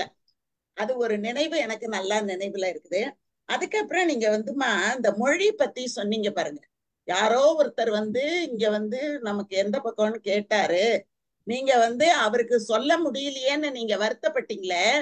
வேற நாட்டுல இருந்து நம்ம நாட்டுல வந்து அவர் என்ன தைரியத்துல அவரு மொழியில உங்ககிட்ட கேட்டிருக்காரு. அவர் நீங்க அவரு போக்குக்கு வளைஞ்சு கொடுப்பீங்களா, இல்ல நம்ம மொழிய வளர்க்க பாப்பீங்களா? நம்ம மொழி எவ்வளவு பாரம்பரியம். நம்ம மொழிய நிறைய பேரு வளர்க்காம விட்டதுனாலதான் இன்னைக்கு தமிழ் கேள்விக்குறியா இருக்கு.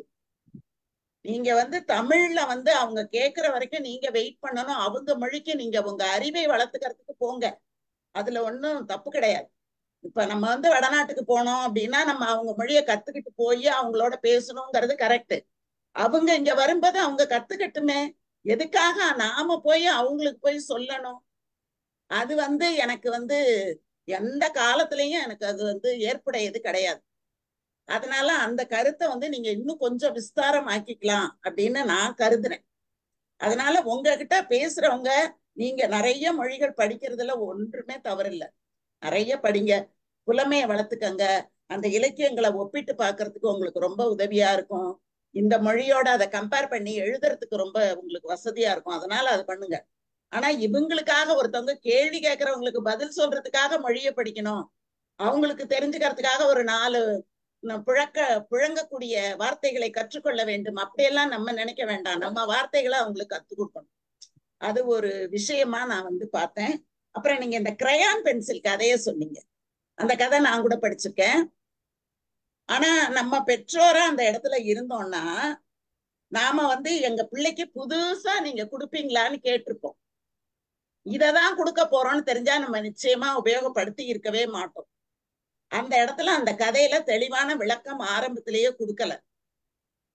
அதனால வந்து நம்ம வந்து இந்த மாதிரி உடைஞ்சு போன பென்சில் அப்படிங்கறது, அந்த கதை வந்து சரியில்லைங்கிறது நான் அந்த கதையை படிக்கும் போதே நான் நினைச்சேன். அதுக்கான சரியான விளக்கம் கொடுத்து அந்த கதையை கொடுத்துருக்கணும் அப்படின்னுட்டு. அதே மாதிரி சல்லடை அப்படிங்கிறது எல்லா சல்லடையும் கெட்டதை வச்சுக்கிறது கிடையாது.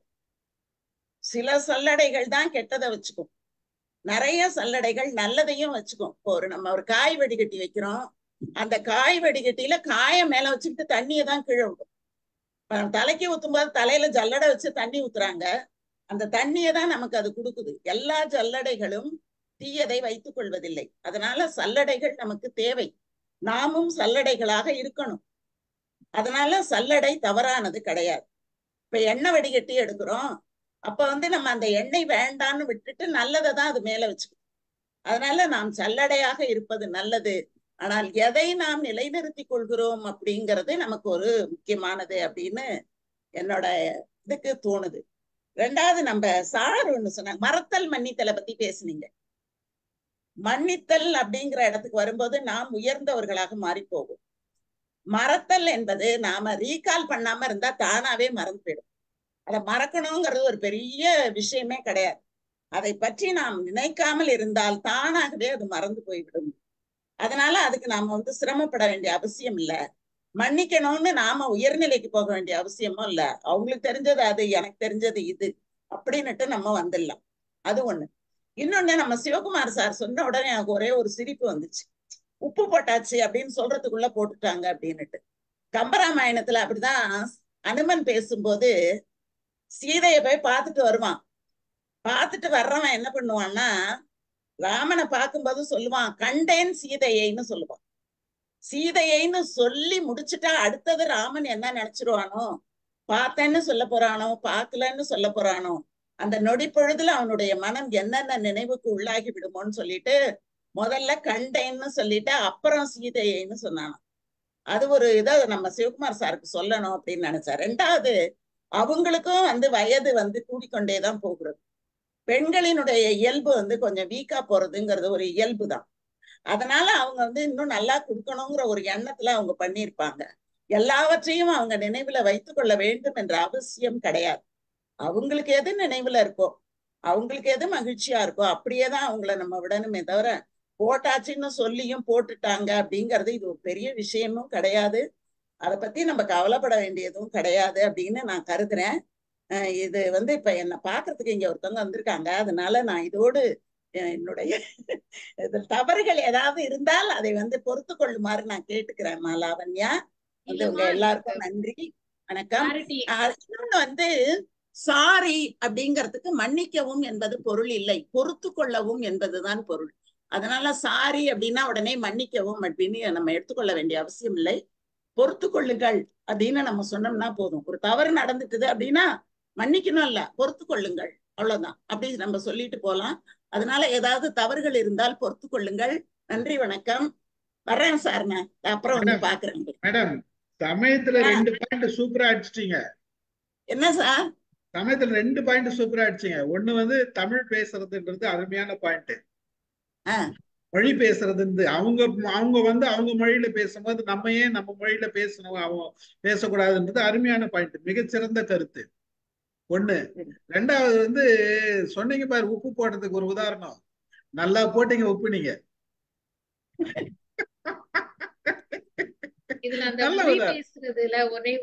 அது உண்மையாவே ஆக்சுவலா கண்டென்ஸ் இதையை நல்லா ஞாபகம் வச்சுக்கலாம். சார் போட்டுட்டோமா, முடிஞ்சு போச்சு. உப்புன்றது வார்த்தையே வராது, தேவையில்லை. போட்டேன்னாலே சரியா போச்சு. போட்டுட்டேன்னு சொன்னாலே அங்க உப்பு காதல விழாது, போட்டுட்டேன்றது மட்டும் காதல விழும். நல்ல வார்த்தை, இனிமேல் எல்லாரும் ஃபாலோ பண்ணுங்க, உப்பு போடுறவங்களா. அந்த மொழி இது சொல்லியிருந்தீங்களா, அதுல என்னன்னா, நான் வெளிநாட்டுக்கு போயிருக்கும் போது எனக்கு அந்த பாஷை தெரியல, அதுதான் பிரச்சனை. அப்பதான் நான் ஐயோ இதை படிக்காம விட்டுட்டோமே, நமக்கு அந்த ஊருக்கு போறோம் அந்த மொழி படிக்காம விட்டுட்டோமேன்னு அது நிச்சயம். ஹிந்தி கத்துக்க மாற்று கருத்து இல்ல லாவண்யா. நம்ம நாட்டுல இப்ப அதுதான் அதிகப்படியா இருக்கு. இத தவிர்க்கிறதுக்கு நாம முயற்சி பண்ணுனா நம்ம தமிழ கொஞ்சம் நம்ம தமிழுக்கு நியாயம் பண்ணதா ஒரு அர்த்தம்னு நான் கருதுறேன். அவ்வளவுதான். புரியுது. சிறப்பான பார்வை அது. நிறைய விஷயம் இன்னும் கொஞ்ச நேரம் கழிச்சு, ஒரு 10 நிமிஷம் கழிச்சு வரேன். நீங்க போயிட்டாங்க. மேடம் உங்க கருத்துக்கு மாற்று கருத்து சொல்லல, அவங்க சிறந்த கருத்து தான் சொன்னாங்க. நம்ம அதை பத்தி பேசுவோம். ரிஃபை பாய் வாங்க, பேசுறீங்களா? சரி. லாவண்யா மேடம் ரொம்ப சூப்பரா இருந்ததுமா. உங்களுடைய படிப்பினைய ஒவ்வொரு படியா அளந்து போட்டீங்க. நாங்க இந்த அறிவு மண்டையில அப்படியே எடுத்துக்கிட்டோம். எல்லோருடைய வாழ்க்கையிலும் படிப்பினை இருக்குது. அது நம்ம லீடர்ஸா இருக்கலாம், அல்லது நம்ம புத்தகத்துல படித்த புத்தகங்களுடைய வரலாற்றுல இருக்கலாம். எல்லாத்துலயும் ஒரு படிப்பினை இருக்கு. உதாரணத்துக்கு என்னுடைய படிப்பினை விட நான் ஒரு வருடம் கற்றிருந்த படிப்பினை நான் உங்களுக்கு ஷேர் பண்றேன். நீங்களாம் கேட்டுப்பீங்களா நம்ம தெரியல. சமீபத்துல ஒரு வில்லேஜ்ல ஒரு பெரிய பங்களா ஒரு ஆள் கட்டிட்டார். ரொம்ப அருமையான பங்களா, 2 பிளாக்ஸ், 2 மேலேயும் மாடியும் கீழேயும் கட்டி ரொம்ப பிரமாதமா எல்லாருக்கும் கூப்பிட்டு அழைப்பு கொடுத்துருக்கிறார். அதுல ஒரு பாதிரியார் போய் ஜபம் பண்ணி அந்த வீட்டை ஓப்பனிங் செரமனி. அப்ப அந்த பாதிரியார் போறாரு, போய் வீட்டுல எல்லாத்தையும் ஜபம் பண்ணி நீர் தெளித்து நல்ல மாதிரி பாக்குறாங்க, வீடெல்லாம் சுத்தி பாக்குறாங்க. வந்த ஆட்கள் எல்லாருமே சார் கேக்குது இல்ல ஆடிபிள்? கேக்குது. ரொம்ப அருமையா எல்லாரும் வந்து பாக்குறாங்க, வீட்டை எல்லாம் சுத்தி கிட்டி பார்க்க நல்லா செய்யறாங்க. அப்போ மறுபடியும் பாதிரியாரும் அந்த வீட்டோட ஓனரும் ரிலாக்ஸா சோபால உட்காந்துட்டு இருக்கும்போது, எல்லாம் நல்லா இருந்தா பாத்தீங்களா சார், எல்லாமே சூப்பரா இந்த வீடு பிரமாதமா கட்டியிருக்கீங்க, இப்படி ஒரு வீட்டை நான் பார்க்க இல்லை இந்த வில்லேஜ்ல, நல்ல மாதிரி பண்ணிருக்கீங்கன்னு சொல்லிட்டு இருக்கும்போது அவர் என்ன சொல்றாருன்னா, நான் ஒவ்வொரு அறையா பார்த்தேன், ஒவ்வொரு அறையிலும் பூஜை ரூம் இருக்குது, உங்க ரிசப்ஷன் வீடு இருக்குது, சிட்டிங் ஹால் இருக்கு, எல்லாமே வாட் எவர் இட் இஸ் எல்லாமே பெர்ஃபெக்டா இருக்குது. ஆனா ஒரு ரூம்ல நான் உள்ள போய் நுழைஞ்சு பார்க்கும்போது பழைய அண்டா குண்டா பழைய பொருட்களுடைய அந்த தேக்கத்தை பார்த்தேன் அந்த ரூம்ல அப்படின்னு சொல்லும் பொழுது, அந்த பில்டிங்கோட ஓனர் பார்த்து ஒரு ரொம்ப சிரிக்கிறாரு. அதே நேரம் ஒரு கருத்து சொல்றாரு. அந்த கருத்து என்னவா இருக்குங்கிறத மாத்திரம் இப்ப நீங்க யாராவது சொல்லலாமே, எதுக்காக வேண்டி அந்த பழைய பொருள்களை வைத்திருந்தாருங்க? யாருக்காவது ஒரு தோணுதா? அவர் என்ன சொல்லிருக்க கூடும்?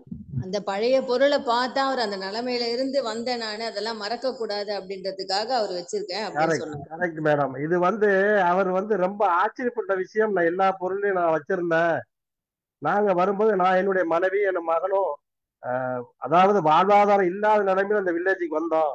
அப்ப பழைய அந்த பாத்திரங்களையும் இவள் அணிந்திருந்த ஒரு நகையும் தான் நான் கொண்டு வந்து இந்த ஊர்ல நான் வியாபாரம் பண்ணி இந்த அளவுக்கு வந்தேன். எனக்கு ஏதாவது இந்த வீடுகள்ல நம்முடைய வீடு இருக்கும்போது நான் என்னை அறியாம ஒரு ஆணவம் திமிரு வந்தேன்னு சொன்னா 10 நிமிஷம் போய் அந்த வீட்டுல அந்த ரூம்ல இருந்துட்டு திரும்புவேன். அப்ப என்னுடைய பழைய நிலைமையில பார்க்கும்போது எனக்கு அப்படியே நான் கொண்டு அந்த வீடு கொண்டு எழும்புன அந்த ஆணவம் திமிரு எல்லாமே அடங்கி போகும், நான் சாதாரண நிலைமைக்கு வந்துருவேன் அப்படின்னு சொன்ன அந்த கருத்து அந்த பாதியில ரொம்ப வியக்க வைத்தது.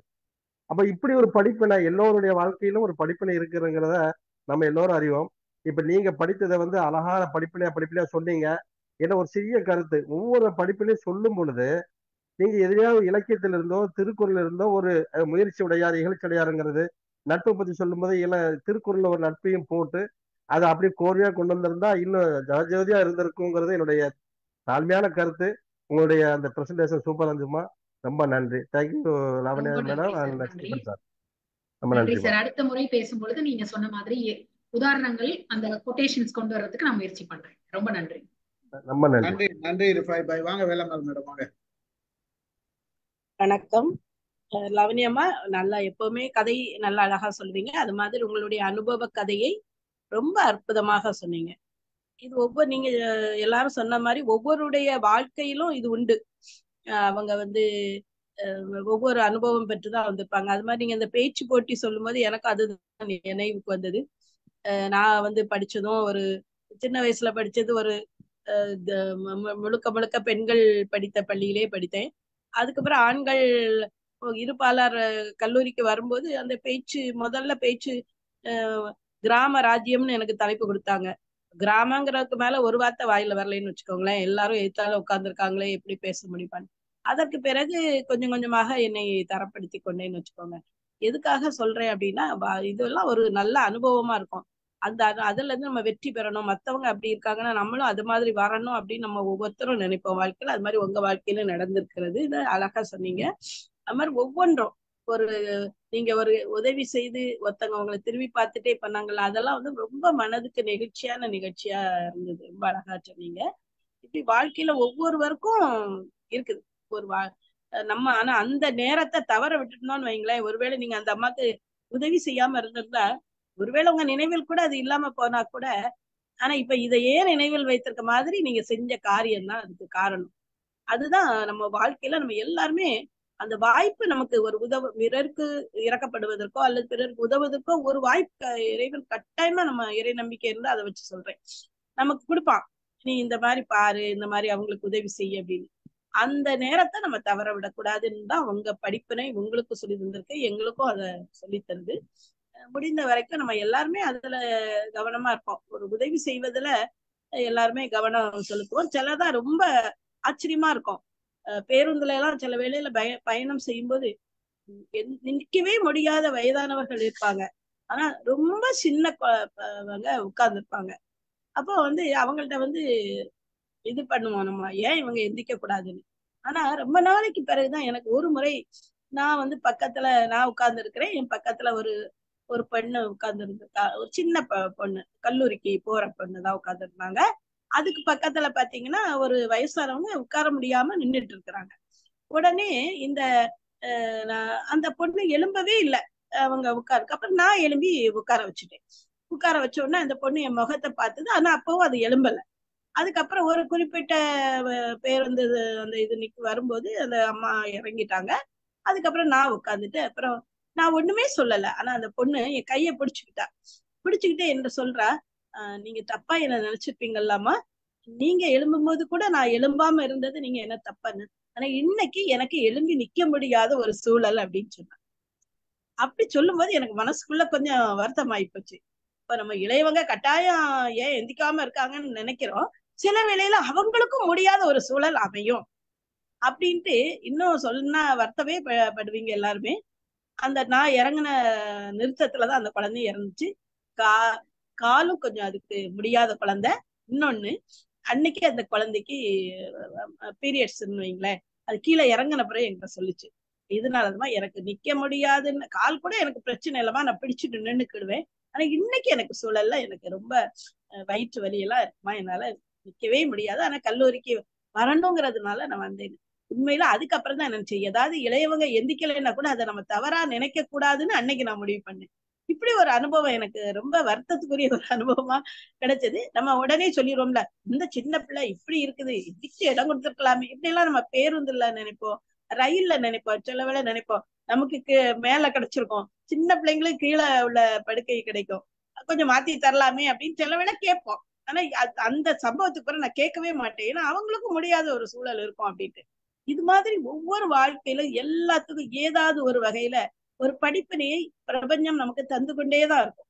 நீங்க சொன்ன மாதிரி நீங்க அழகா அதை சொன்னீங்க. ஒவ்வொன்றையும் நீங்க என்ன படிப்பை பெற்றீங்கன்னு நீங்க பேசும்போதே நான் புரிஞ்சுக்கிட்டது அதுதான். அமுதாமா மொழியை பத்தி சொன்னது ரொம்ப சிறப்பான விஷயம்.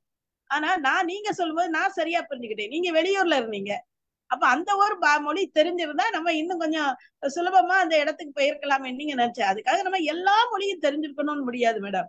அதை பத்தி நீங்க வருத்தப்படக்கூடாதுங்கிறதுக்காக நான் இந்த கருத்தை சொல்றேன். நம்ம அப்படி நினைக்க வேண்டாம். சரி பரவாயில்ல, அவன் சுத்தி கொஞ்சம் போயிருப்பான், அவ்வளவுதான். அதை பற்றி ஒண்ணும் இல்ல. ஏன்னா எல்லா பாஷையும் அதுக்காக நம்ம தெரிஞ்சுக்க முடியாது. இப்ப என்ன பொறுத்தல நான் ஒரு தேசிய மாணவ படை அதிகாரியா இருந்தேன். பாத்தீங்கன்னா என்னுடைய கேம்ப் ஃபுல்லா வெளி மாநிலங்கள்ல தான் நிறைய இருந்திருக்கு. ஹிந்தி ஒரு பட்லர் ஹிந்தி தெரியும், அரைகுறையா தெரியும். ஒரு மலையாளம் கொஞ்சம் அரைகுறையா தெரியும் எனக்கு. ஆனா மத்தபடி எனக்கு மற்ற மொழிகள் ரொம்ப தெரியாது. அப்ப அந்த மாதிரி இடத்துக்கு நான் போயிருக்கும் போது ஆங்கிலம் தான் கை கொடுத்துருக்குன்னு வச்சுக்கோங்க. அப்புறம் நம்ம மொழி அவங்க சில வேளையில நம்ம தமிழர்களுக்கிட்ட அம்மா வருத்தப்பட்டது சரியான விடயம். ஏன்னா தமிழர்களுக்கு நம்ம மொழி தெரியும், பேசவே மாட்டாங்க, நம்மள்ட்ட வெளியில இருப்பாங்க, பேச மாட்டாங்க. நிறைய இடத்துல நான் அதை சந்திச்சிருக்கிறேன். அது மாதிரி நீங்க ரொம்ப அழகா இது பண்ணீங்க. வாழ்த்துக்கள். தொடர்ந்து இந்த மாதிரியான விடயங்கள் பேசும்போது சிறப்பா இருக்கும். நன்றி, வணக்கம். தேங்க்யூ. நன்றி நன்றி மேடம். வேற யார் பேசுறது? வினயதன் சார் பேசுறீங்களா? முருகேசன் பாண்டியன் சார் யாருன்னா பேசுங்க. முருகேசன் பாண்டியன் சார். வணக்கம். நான் கொஞ்சம் ஃபீட்பேக் இருந்த செஷன்ல தான் பார்த்தேன். நான் அது தெரிஞ்சது அவங்களுடைய லைஃப்ல இருந்த எக்ஸ்பீரியன்ஸ் அனுபவத்தெல்லாம் பகிர்ந்துருப்பாங்கன்னு நினைக்கிறேன். பார்க்கணும், அவங்க பார்க்கணும். நீங்க பிறகு பார்த்துட்டு சொல்லுங்க. நல்லா கண்டிப்பா கண்டிப்பா கண்டிப்பா கண்டிப்பா அழகா பேசியிருக்காங்க. சரி சரி சரி. பிறகு பார்த்துட்டு போயிடு. இந்த வாரம் பூரா இப்படிதான் இருக்கும்னு நினைக்கிறேன் எனக்கு. பார்க்கலாம். வாங்க வினயதன் சார், வாங்க பேசுங்க.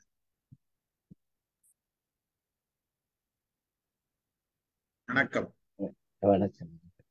எல்லாம் நீண்ட பின்னூட்டங்களா இருந்துச்சு. ரொம்ப மகிழ்ச்சி. நல்ல சிறப்பான இது. ஒவ்வொரு அனுபவமும் ஒரு படிப்பினை தருதுன்னு சின்ன பிள்ளையில இருந்து சொல்ல ஆரம்பிச்சாங்க.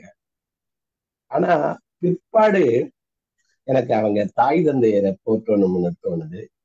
அவங்க அது இப்ப கூட இவங்க எனக்கு லாவண்யாவுக்கு என்ன வந்திருக்குன்னா, இவங்க விட்டு பையனை அவனை ஒரு வழி நடத்துறாங்க, அது வருது. அதனால இந்த பேரண்டிங்ல ரொம்ப முக்கியம் அந்த காலங்கள்ல. அதெல்லாம் நான் இதுல கத்துக்கிட்டது. இன்னொன்னு, இந்த குறை நிறைய பத்தி எல்லாம் சொன்னாங்க. நிறைய பார்க்கணும்னு, அதை பார்க்க கத்துக்கிற போது நமக்கு ஒரு நல்ல இது. அடுத்தது சிவகுமார் சார் எல்லா கருத்துக்களையும் அழகா தொகுத்து சொன்னாரு. இந்த சல்லடைன்னு அம்மா சொன்னது எனக்கு பிடிச்சிருந்துச்சு. அமுதா சொன்ன சல்லடை எப்பவுமே நம்ம என்ன நினைச்சுக்கிட்டு இருக்கோம், நல்லதுக்குன்னு, அதாவது நல்லது தங்க வைக்கிறதுக்கு தான் சல்லடை பயன்படுத்துன்னு நினைக்கிறேன். சிலதுல சல்லடை மாற்றியும் பயன்படுது. அந்த உதாரணம் நல்ல. ஆனா அமுதாமா, நான் சின்னத்திலேயே இந்த பேச்ச இது பண்ணியிருந்தா என்னுடைய பேச்சு நல்லா இருந்திருக்கும். இப்பவே இவ்வளவு பேசுறாங்க, அப்ப சின்னத்துல அவங்களுக்கு என்ன ஆகும்னு எனக்கு ஒரு யோசனை ஆகி போச்சு. அடுத்தது வரிசையா சொல்லிக்கிட்டு வர்ற போது கருத்து, அந்த கருத்துள்ள அப்படின்னு அவர் நான் அந்த எழுதுறவங்க எல்லாம் பைத்தியக்காரத்தனமா எவருக்கோ எழுதி போடுறாங்களே வாழ்த்து, எவனுக்கோ கமலஹாசனுக்கு இங்க இருந்து வாழ்த்து எல்லாம் எழுதுறாங்க, பிறந்த நாள் வாழ்த்து, இப்படி எல்லாம் பைத்தியக்காரத்தனமா இருக்கேன்னு சிலர் நினைச்சுக்கிறது உண்டு. ஆனா இந்த ரெஸ்பாண்ட் பண்ற போது அவங்க ரெஸ்பாண்ட் பண்றது, என்னுடைய நண்பர் ஒருத்தர் எதுக்கு எடுத்தாலும் எழுதி போட்டுறாரு. அப்புறம் நீங்க சொன்ன மாதிரி பிரிண்டடா வரும், அதே எல்லாத்தையும் காமிச்சுக்கிட்டு இருப்பாரு. அது ஒரு வழக்கம் தான். ஆனா சில இந்த கருத்துள்ளன்னு ஒரு வார்த்தை மாற்றி எழுதுறது, அது எப்படி இருந்துச்சுன்னா அலுவலகத்துல பல நேரங்கள்ல அந்த ஒரு குறிப்பிட்ட அதிகாரிகள் சிலது சேர்க்கிறது, அதெல்லாம் பிடிச்சிருக்கு. அது நல்லா இருக்கு. அனுபவங்கள்ல பல விஷயங்கள் சொன்னீங்க. ஆனா கடைசியில இந்த நிக்குலாம் எல்லா இடத்துலயும் பேசுறாங்க. நீங்க உங்க அனுபவத்தை சொல்லிக்கிட்டே வந்தபோது கடைசியில எத்தனையோ பேரை சேர்த்து விட்டுட்டீங்க. அதெல்லாம் எனக்கு என்னமோ, நீங்க உங்களுக்கு அனுபவங்கள், ஒரு பெரிய நிறுவனத்துல வேலை பார்த்திருக்கீங்க, அதை விட்டு வெளியில வந்து அதுக்கப்புறமும் கல்வி கற்க ஆரம்பிச்சிருக்கீங்க, ஹிந்தி கத்துக்கிட்டு இருக்கீங்க. பலரும் உங்களுக்கு இந்த பின் வாழ்க்கை கொடுத்த அனுபவங்கள் மிக அதிகமாக இருக்கிறதா நான் நினைக்கிறேன். அதே மாதிரி இவ்வளவு நூல்களை படிச்சுட்டு சொல்ல ஆரம்பிக்கிற போது நான் இந்த நம்ம தளத்துல விட அறிமுகப்படுத்ததா நினைவு.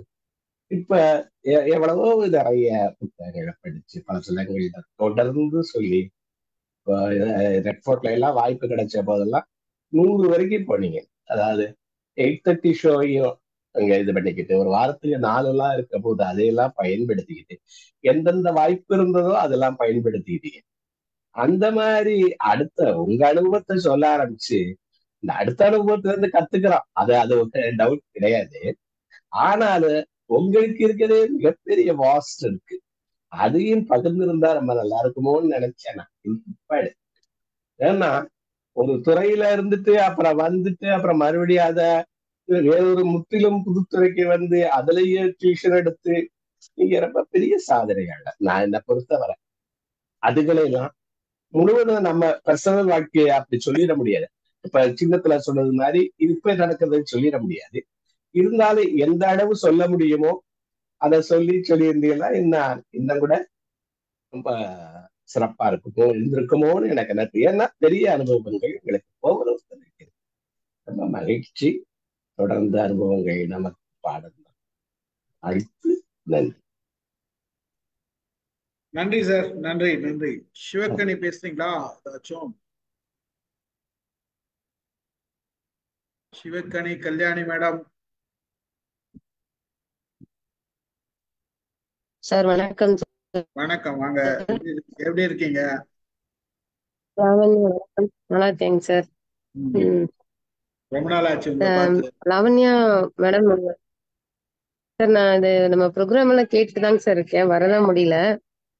எனக்கு கொஞ்சம் ஒர்க்கு பிஸியா இருக்கிறதுனால கலந்துக்க முடியல. அதான் இன்னைக்கு கலந்துக்கலான்ட்டு லாவண்யா ஸ்பீச்சை ஃபேஸ்புக்ல கேட்டுட்டேன் சார். ரொம்ப நல்லா இருந்துச்சுங்க சார். அவரோட வாழ்க்கை படிப்பினைகள் வந்து ஒவ்வொன்னு கேட்கும்போது ஆச்சரியமாவும் இருந்தது.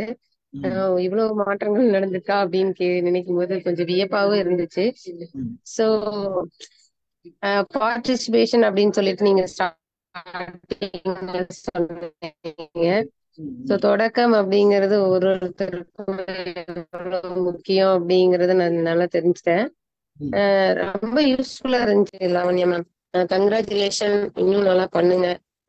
நிறைய பேர் உங்களுக்கு ஃபீட்பேக் எல்லாம் கொடுத்துருக்காங்க, அதெல்லாம் ஃபாலோ பண்ணிக்கோங்க. நான் வந்து thank you sir. Thank you very much. Okay,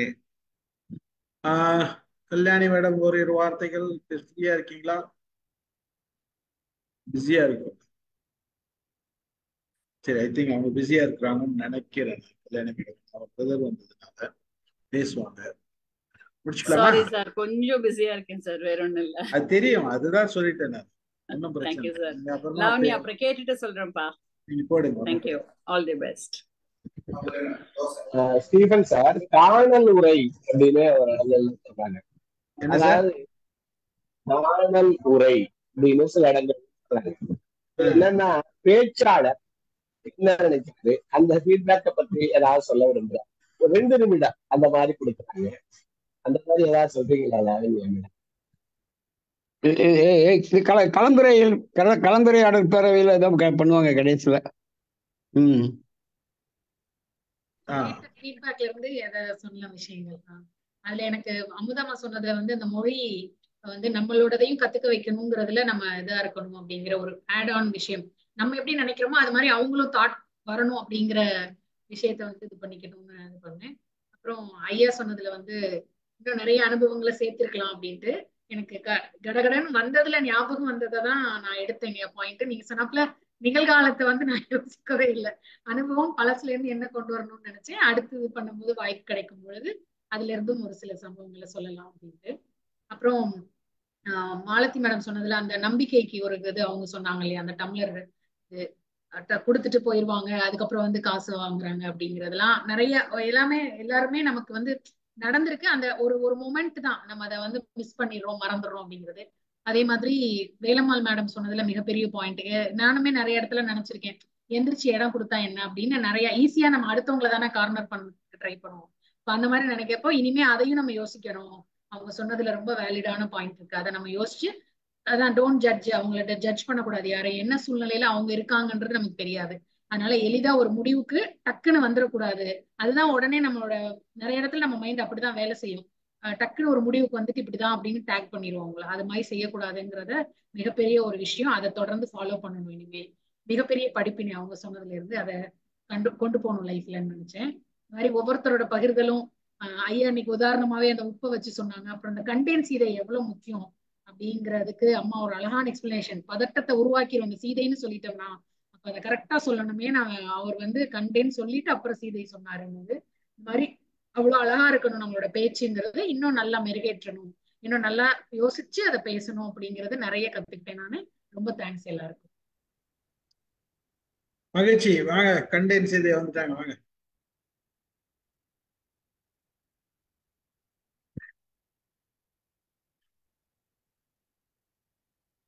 mic on பண்ணுங்க.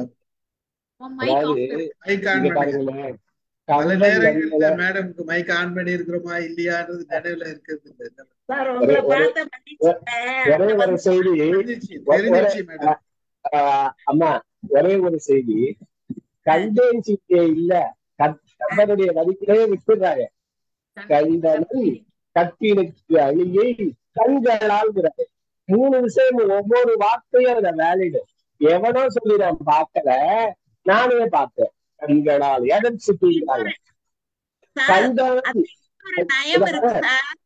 முடிச்சத கண்டனன்னு முதல் சொல்லிட்டாரு. இப்ப சொல்லணுங்கிற அவசியம் சொல்ற மாதிரி கண்டனன்னு சொல்லிட்டாரு. இப்ப சீதை கண்டனன் எப்படி இருந்தா கற்பினுக்கு அணியை கற்பினுக்கு அணியா எங்க பார்த்தேன்? தென்னீர் இலங்கை அப்படின்னு பார்த்தவர். அப்ப எல்லாரும் எதையோ கண்டன் சொல்லிட்டு இருக்காங்க. எங்க சொல்ல ஆரம்பிச்சாங்கன்னு தெரியல. கம்பனுடைய வார்த்தை authenticity, brevity and clarity in communication சொல்றோம். எபிசி இன் கம்யூனிகேஷன் சொல்றோம். அவ்வளவு அந்த வார்த்தைகள். அதனால அந்தந்த இலக்கிய வார்த்தைகளை அப்படி பயன்படுத்துற போது இந்த வேல்யூக்கு கூடுதோடு சொல்லுங்கம்மா. இன்னொரு நயம் என்னன்னா சார், கண்டனன் கற்பினுக்கணியை கண்களால் அப்படிங்கிற இடத்துல இந்த கண்களால் அப்படிங்கிறது என்ன அப்படின்னா, சீதையின் கண்களிலே ராமனை காண முடியவில்லையே என்ற ஏக்கத்தை நான் கண்டேன் அப்படிங்கிற ஒரு பொருளும் அதுல இருக்கு. அந்த பிரிவு துயரையும் நான் அவளுடைய கண்களிலே கண்டேன். அதெல்லாம் நயம் சொல்றதம்மா. அவன் சொன்னது நான் பார்த்தேன்னு சொன்னேன். நயம் சொல்றவங்க எத்தனையோ சொல்றாங்க. நயம் சொல்லுங்கிறது வேற. அந்த கண்களாங்கிறது நானே பார்த்தேன், யாரும் சொல்லல அப்படின்னு. அது ஏதென்சிட்டி இன் கம்யூனிகேஷன் சொல்லலாம். மகிழ்ச்சியம்மா, சொல்லுங்க. ரொம்ப சந்தோஷம் சார். ஆனா அந்த ஒரு பாட்டுக்கு அவ்வளவு நயம் இருக்கு சார். அந்த ஒரு நயத்தையும் நம்ம ஒரு வார்த்தைகள்லயும் நயம் இருக்கு அதுல. அதை பார்க்கும்போது அந்த கம்பனுடைய இப்ப நம்ம வந்து கம்பன்ல இருக்கு அப்படிங்கறத விட உரையாடல்ல டக்குன்னு கண்டேன் சீதையே அப்படின்னு சொல்லிட்டான் அப்படிங்கும்போது அது என்ன எளிதாக மக்களை சென்று அடையும் அப்படிங்கறதுனால அதை வந்து சொல்றது. சார் எனக்கு எங்க வீட்டுக்கு எலெக்ஷனு அதுக்கு ஓட்டு போடுறதுக்காக போஸ்டல் ஓட்டு வாங்குறதுக்கு வந்திருந்தாங்க. அததான் போட்டு கொடுத்துட்டு வந்தேன் சார். நம்ம பழைய வீடு பிளாட் இருக்குல்ல சார், இதுக்கு சார் இன்னைக்கு இது அதுக்காக தான் ஒரு 10 நிமிஷம் ஓடி போய் அவருக்கு போட்டு கொடுத்துட்டு அவர் கடமையை செஞ்சுட்டு வந்துக்கிறீங்க, பாராட்டுக்கள். ரொம்ப மகிழ்ச்சி சார். அந்த மகிழ்ச்சியில தான் வந்து உங்களை பார்த்த மகிழ்ச்சி, வந்துட்டமே மறுபடியும் எல்லோரோடையும் கலந்து உரையாடலாமேங்கிற ஒரு மகிழ்ச்சி. நீங்க வரலன்னா டாடா பை பை சொல்லிட்டு க்ளோஸ் பண்றதுக்கு தான் அந்த ஸ்டேஜுக்கு தான் வந்துட்டோம். உங்களை பார்த்த உடனே தான் மேடம் வந்துட்டாங்கன்னு கூப்பிட்டேன். ரொம்ப மகிழ்ச்சிங்க சார், ரொம்ப மகிழ்ச்சி. இன்னைக்கு வந்து இந்த தேர்தலை பத்தி சொல்லியிருந்தேன், நீங்க எனக்கு ஒண்ணுமே கொடுக்கல. தேர்தல் சுயம்பரம் அனுப்பி வேற விட்டுருந்தேன். அதாவது எனக்கு சொன்னீங்களா சார்? நீங்க பார்க்கவே இல்லை. எனக்கு ஆக்சுவலா வந்து மேக்ஸின் ஒர்க் பண்ணிட்டு இருக்காங்க.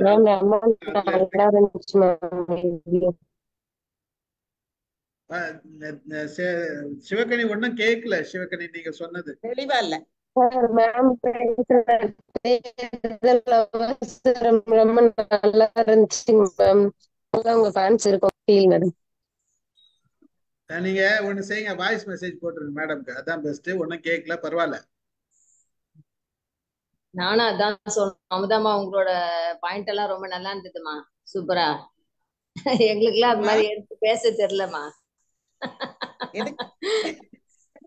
அழகா கரெக்டா எடுத்து வச்சுட்டீங்க. நீங்களும் அழகா பேசுறீங்கம்மா, அழகா பேசுறீங்க. என்ன நான் ஒண்ணு உங்ககிட்ட சொல்ல நினைப்பேன், கொஞ்சம் ஆங்கில சொற்களை கொஞ்சம் குறைச்சு கொஞ்சம் தமிழ் சொற்களை கூட்டலாமே அப்படின்னு கேட்கலாமோன்னு நினைப்பேன். சரி, என்னைக்காவது ஒரு நாளைக்கு வாய்ப்பு வராதா, அப்ப கேட்டுக்கலாமே அப்படின்னு நினைச்சுக்குவேன். இன்னைக்கு நீங்க கேட்டதுனால நான் சொல்லிட்டேன். சரிங்கம்மா, சரிங்கம்மா. வாய்ப்பை பயன்படுத்தி கொண்டேன், நம்ம லாவண்யா மாதிரி. ஆமா ஆமா, அதுதான் நானும் சொல்லலாம்னு வந்தேன். லாவண்யா வந்து அவங்க சொன்னாங்க இல்லையா, அவங்க அனுபவத்தை வந்து சொல்றதுக்கு இந்த தளத்தை கரெக்டா பயன்படுத்திக்கிட்டாங்க. எல்லாத்தையும் ஞாபகம் வச்சுக்கிட்டு கரெக்டா அவங்க பயன்படுத்திக்கிட்டாங்க. அததான் நான் சொல்லணும் அப்படின்னு நினைச்சேன். அந்த ஐடியா வந்து கொடுத்தது ஸ்டீஃபன் சார் தான். எப்பவும் இருந்தாலும் வேற நீங்க முயற்சி பண்ணுங்க லாவண்யா அப்படின்னு சொல்லி அந்த ஒரு வார்த்தை தான் இவ்வளவு பெரிய விஷயத்த கொண்டு வந்து நிறுத்தி. ஆனா டிஃப்ரெண்டா இருந்தது, ரொம்ப அருமையா இருந்தது. இல்லம்மா, நீங்க ஐடியாவை சொல்றேன்ட்டு, நீங்க வந்து உங்களோட அனுபவம் சொல்றேன்ட்டு நீங்க கதையா சொல்லியிருந்தீங்கன்னா நாங்கெல்லாம் போர் அடிச்சுட்டு போயிட்டு இருக்கோம். ஆமா ஆமா, புரியுதா உங்களுக்கு? ரொம்ப அழகா வேண்டிய விஷயத்தோட இணைச்சி இவ்வளவு குறைஞ்ச மணி நேரத்துல அழகா சொல்லியிருக்கீங்க. அதுதான் இங்க வந்து முத்தாய்ப்பா நின்று இருக்குது. புரியுதுங்களா? இது வேற யாருன்னா ஈவன் நானே பேசியிருந்தா கூட வளவளம் தான் பேசியிருப்பேன். இந்த பாயிண்ட் டு பாயிண்ட், அதாவது ஒரு கருத்தோட ஒரு சின்ன ஒரு அனுபவம், ஒரு கருத்தோட ஒரு சின்ன அனுபவம் நல்லா இருந்தது, ரொம்ப அருமையா இருந்தது, அழகா இருந்தது. ஒரு ட்ரைனிங் ப்ரோக்ராம் அட்டெண்ட் பண்ண மாதிரி தான் இருந்ததுமா. இது ஆக்சுவலி ஒரு ட்ரைனிங் ப்ரோக்ராம் அட்டெண்ட் பண்ண மாதிரி தான் இருந்தது. கேக்குறவங்க கூட ஓகே, ஒரு கருத்து சொன்னாங்க, ஒரு சின்ன அனுபவம் தான் சொன்னாங்க, அது அவ்வளவுதான், முடிஞ்சு போச்சு, அடுத்து போயிட்டே இருக்கு. அதுதான் ரொம்ப அழகான ஒரு இது எடுத்து வைக்கிறது. அந்த இது வந்து ஒரு நல்ல ஒரு பிரசன்டேஷன் கொடுத்தது. நீங்க அப்படி பண்ணதுனாலதான் நாங்க இவ்வளவு மன மகிழ்ச்சியா பேசுறோம். புரியுதுங்களா? அப்புறம் இல்லைன்னா பாராட்டுதுலயே மூஞ்சில தெரியும் இவங்க இது வேற மாதிரி பாராட்டு அப்படின்னு தெரியும். சந்தோஷம் தெரியுது இல்ல, அது உண்மையான சந்தோஷம். நம்ம தளத்துல நான் அனுபவ கடலில் ஒண்ணு பேசியிருக்கேன் 2 வருஷத்துக்கு முன்னாடி ஆரம்பத்துல. அதுல நிறைய அனுபவங்களை பதிவு பண்ணியிருக்கேன். அனுபவ கடலிலே அப்படின்னு இருக்கும் நம்ம கருத்துல. அது இங்கதான் பேசுனீங்க ஒரு வாரம் போட்டுலாம். மகிழ்ச்சி, ரொம்ப நன்றி. கலந்து கொண்ட அனைவருக்கும் நன்றி கூறி நிகழ்ச்சி நீங்க க்ளோஸ் பண்ணுங்க. அமுதாமா இருக்க போது இல்லாத போது ஒண்ணு சொன்னா, இப்பவே இவ்வளவு பேசுறாங்களே, நான் முதல்ல சொன்னீங்கல்ல, நான் ஸ்கூல்ல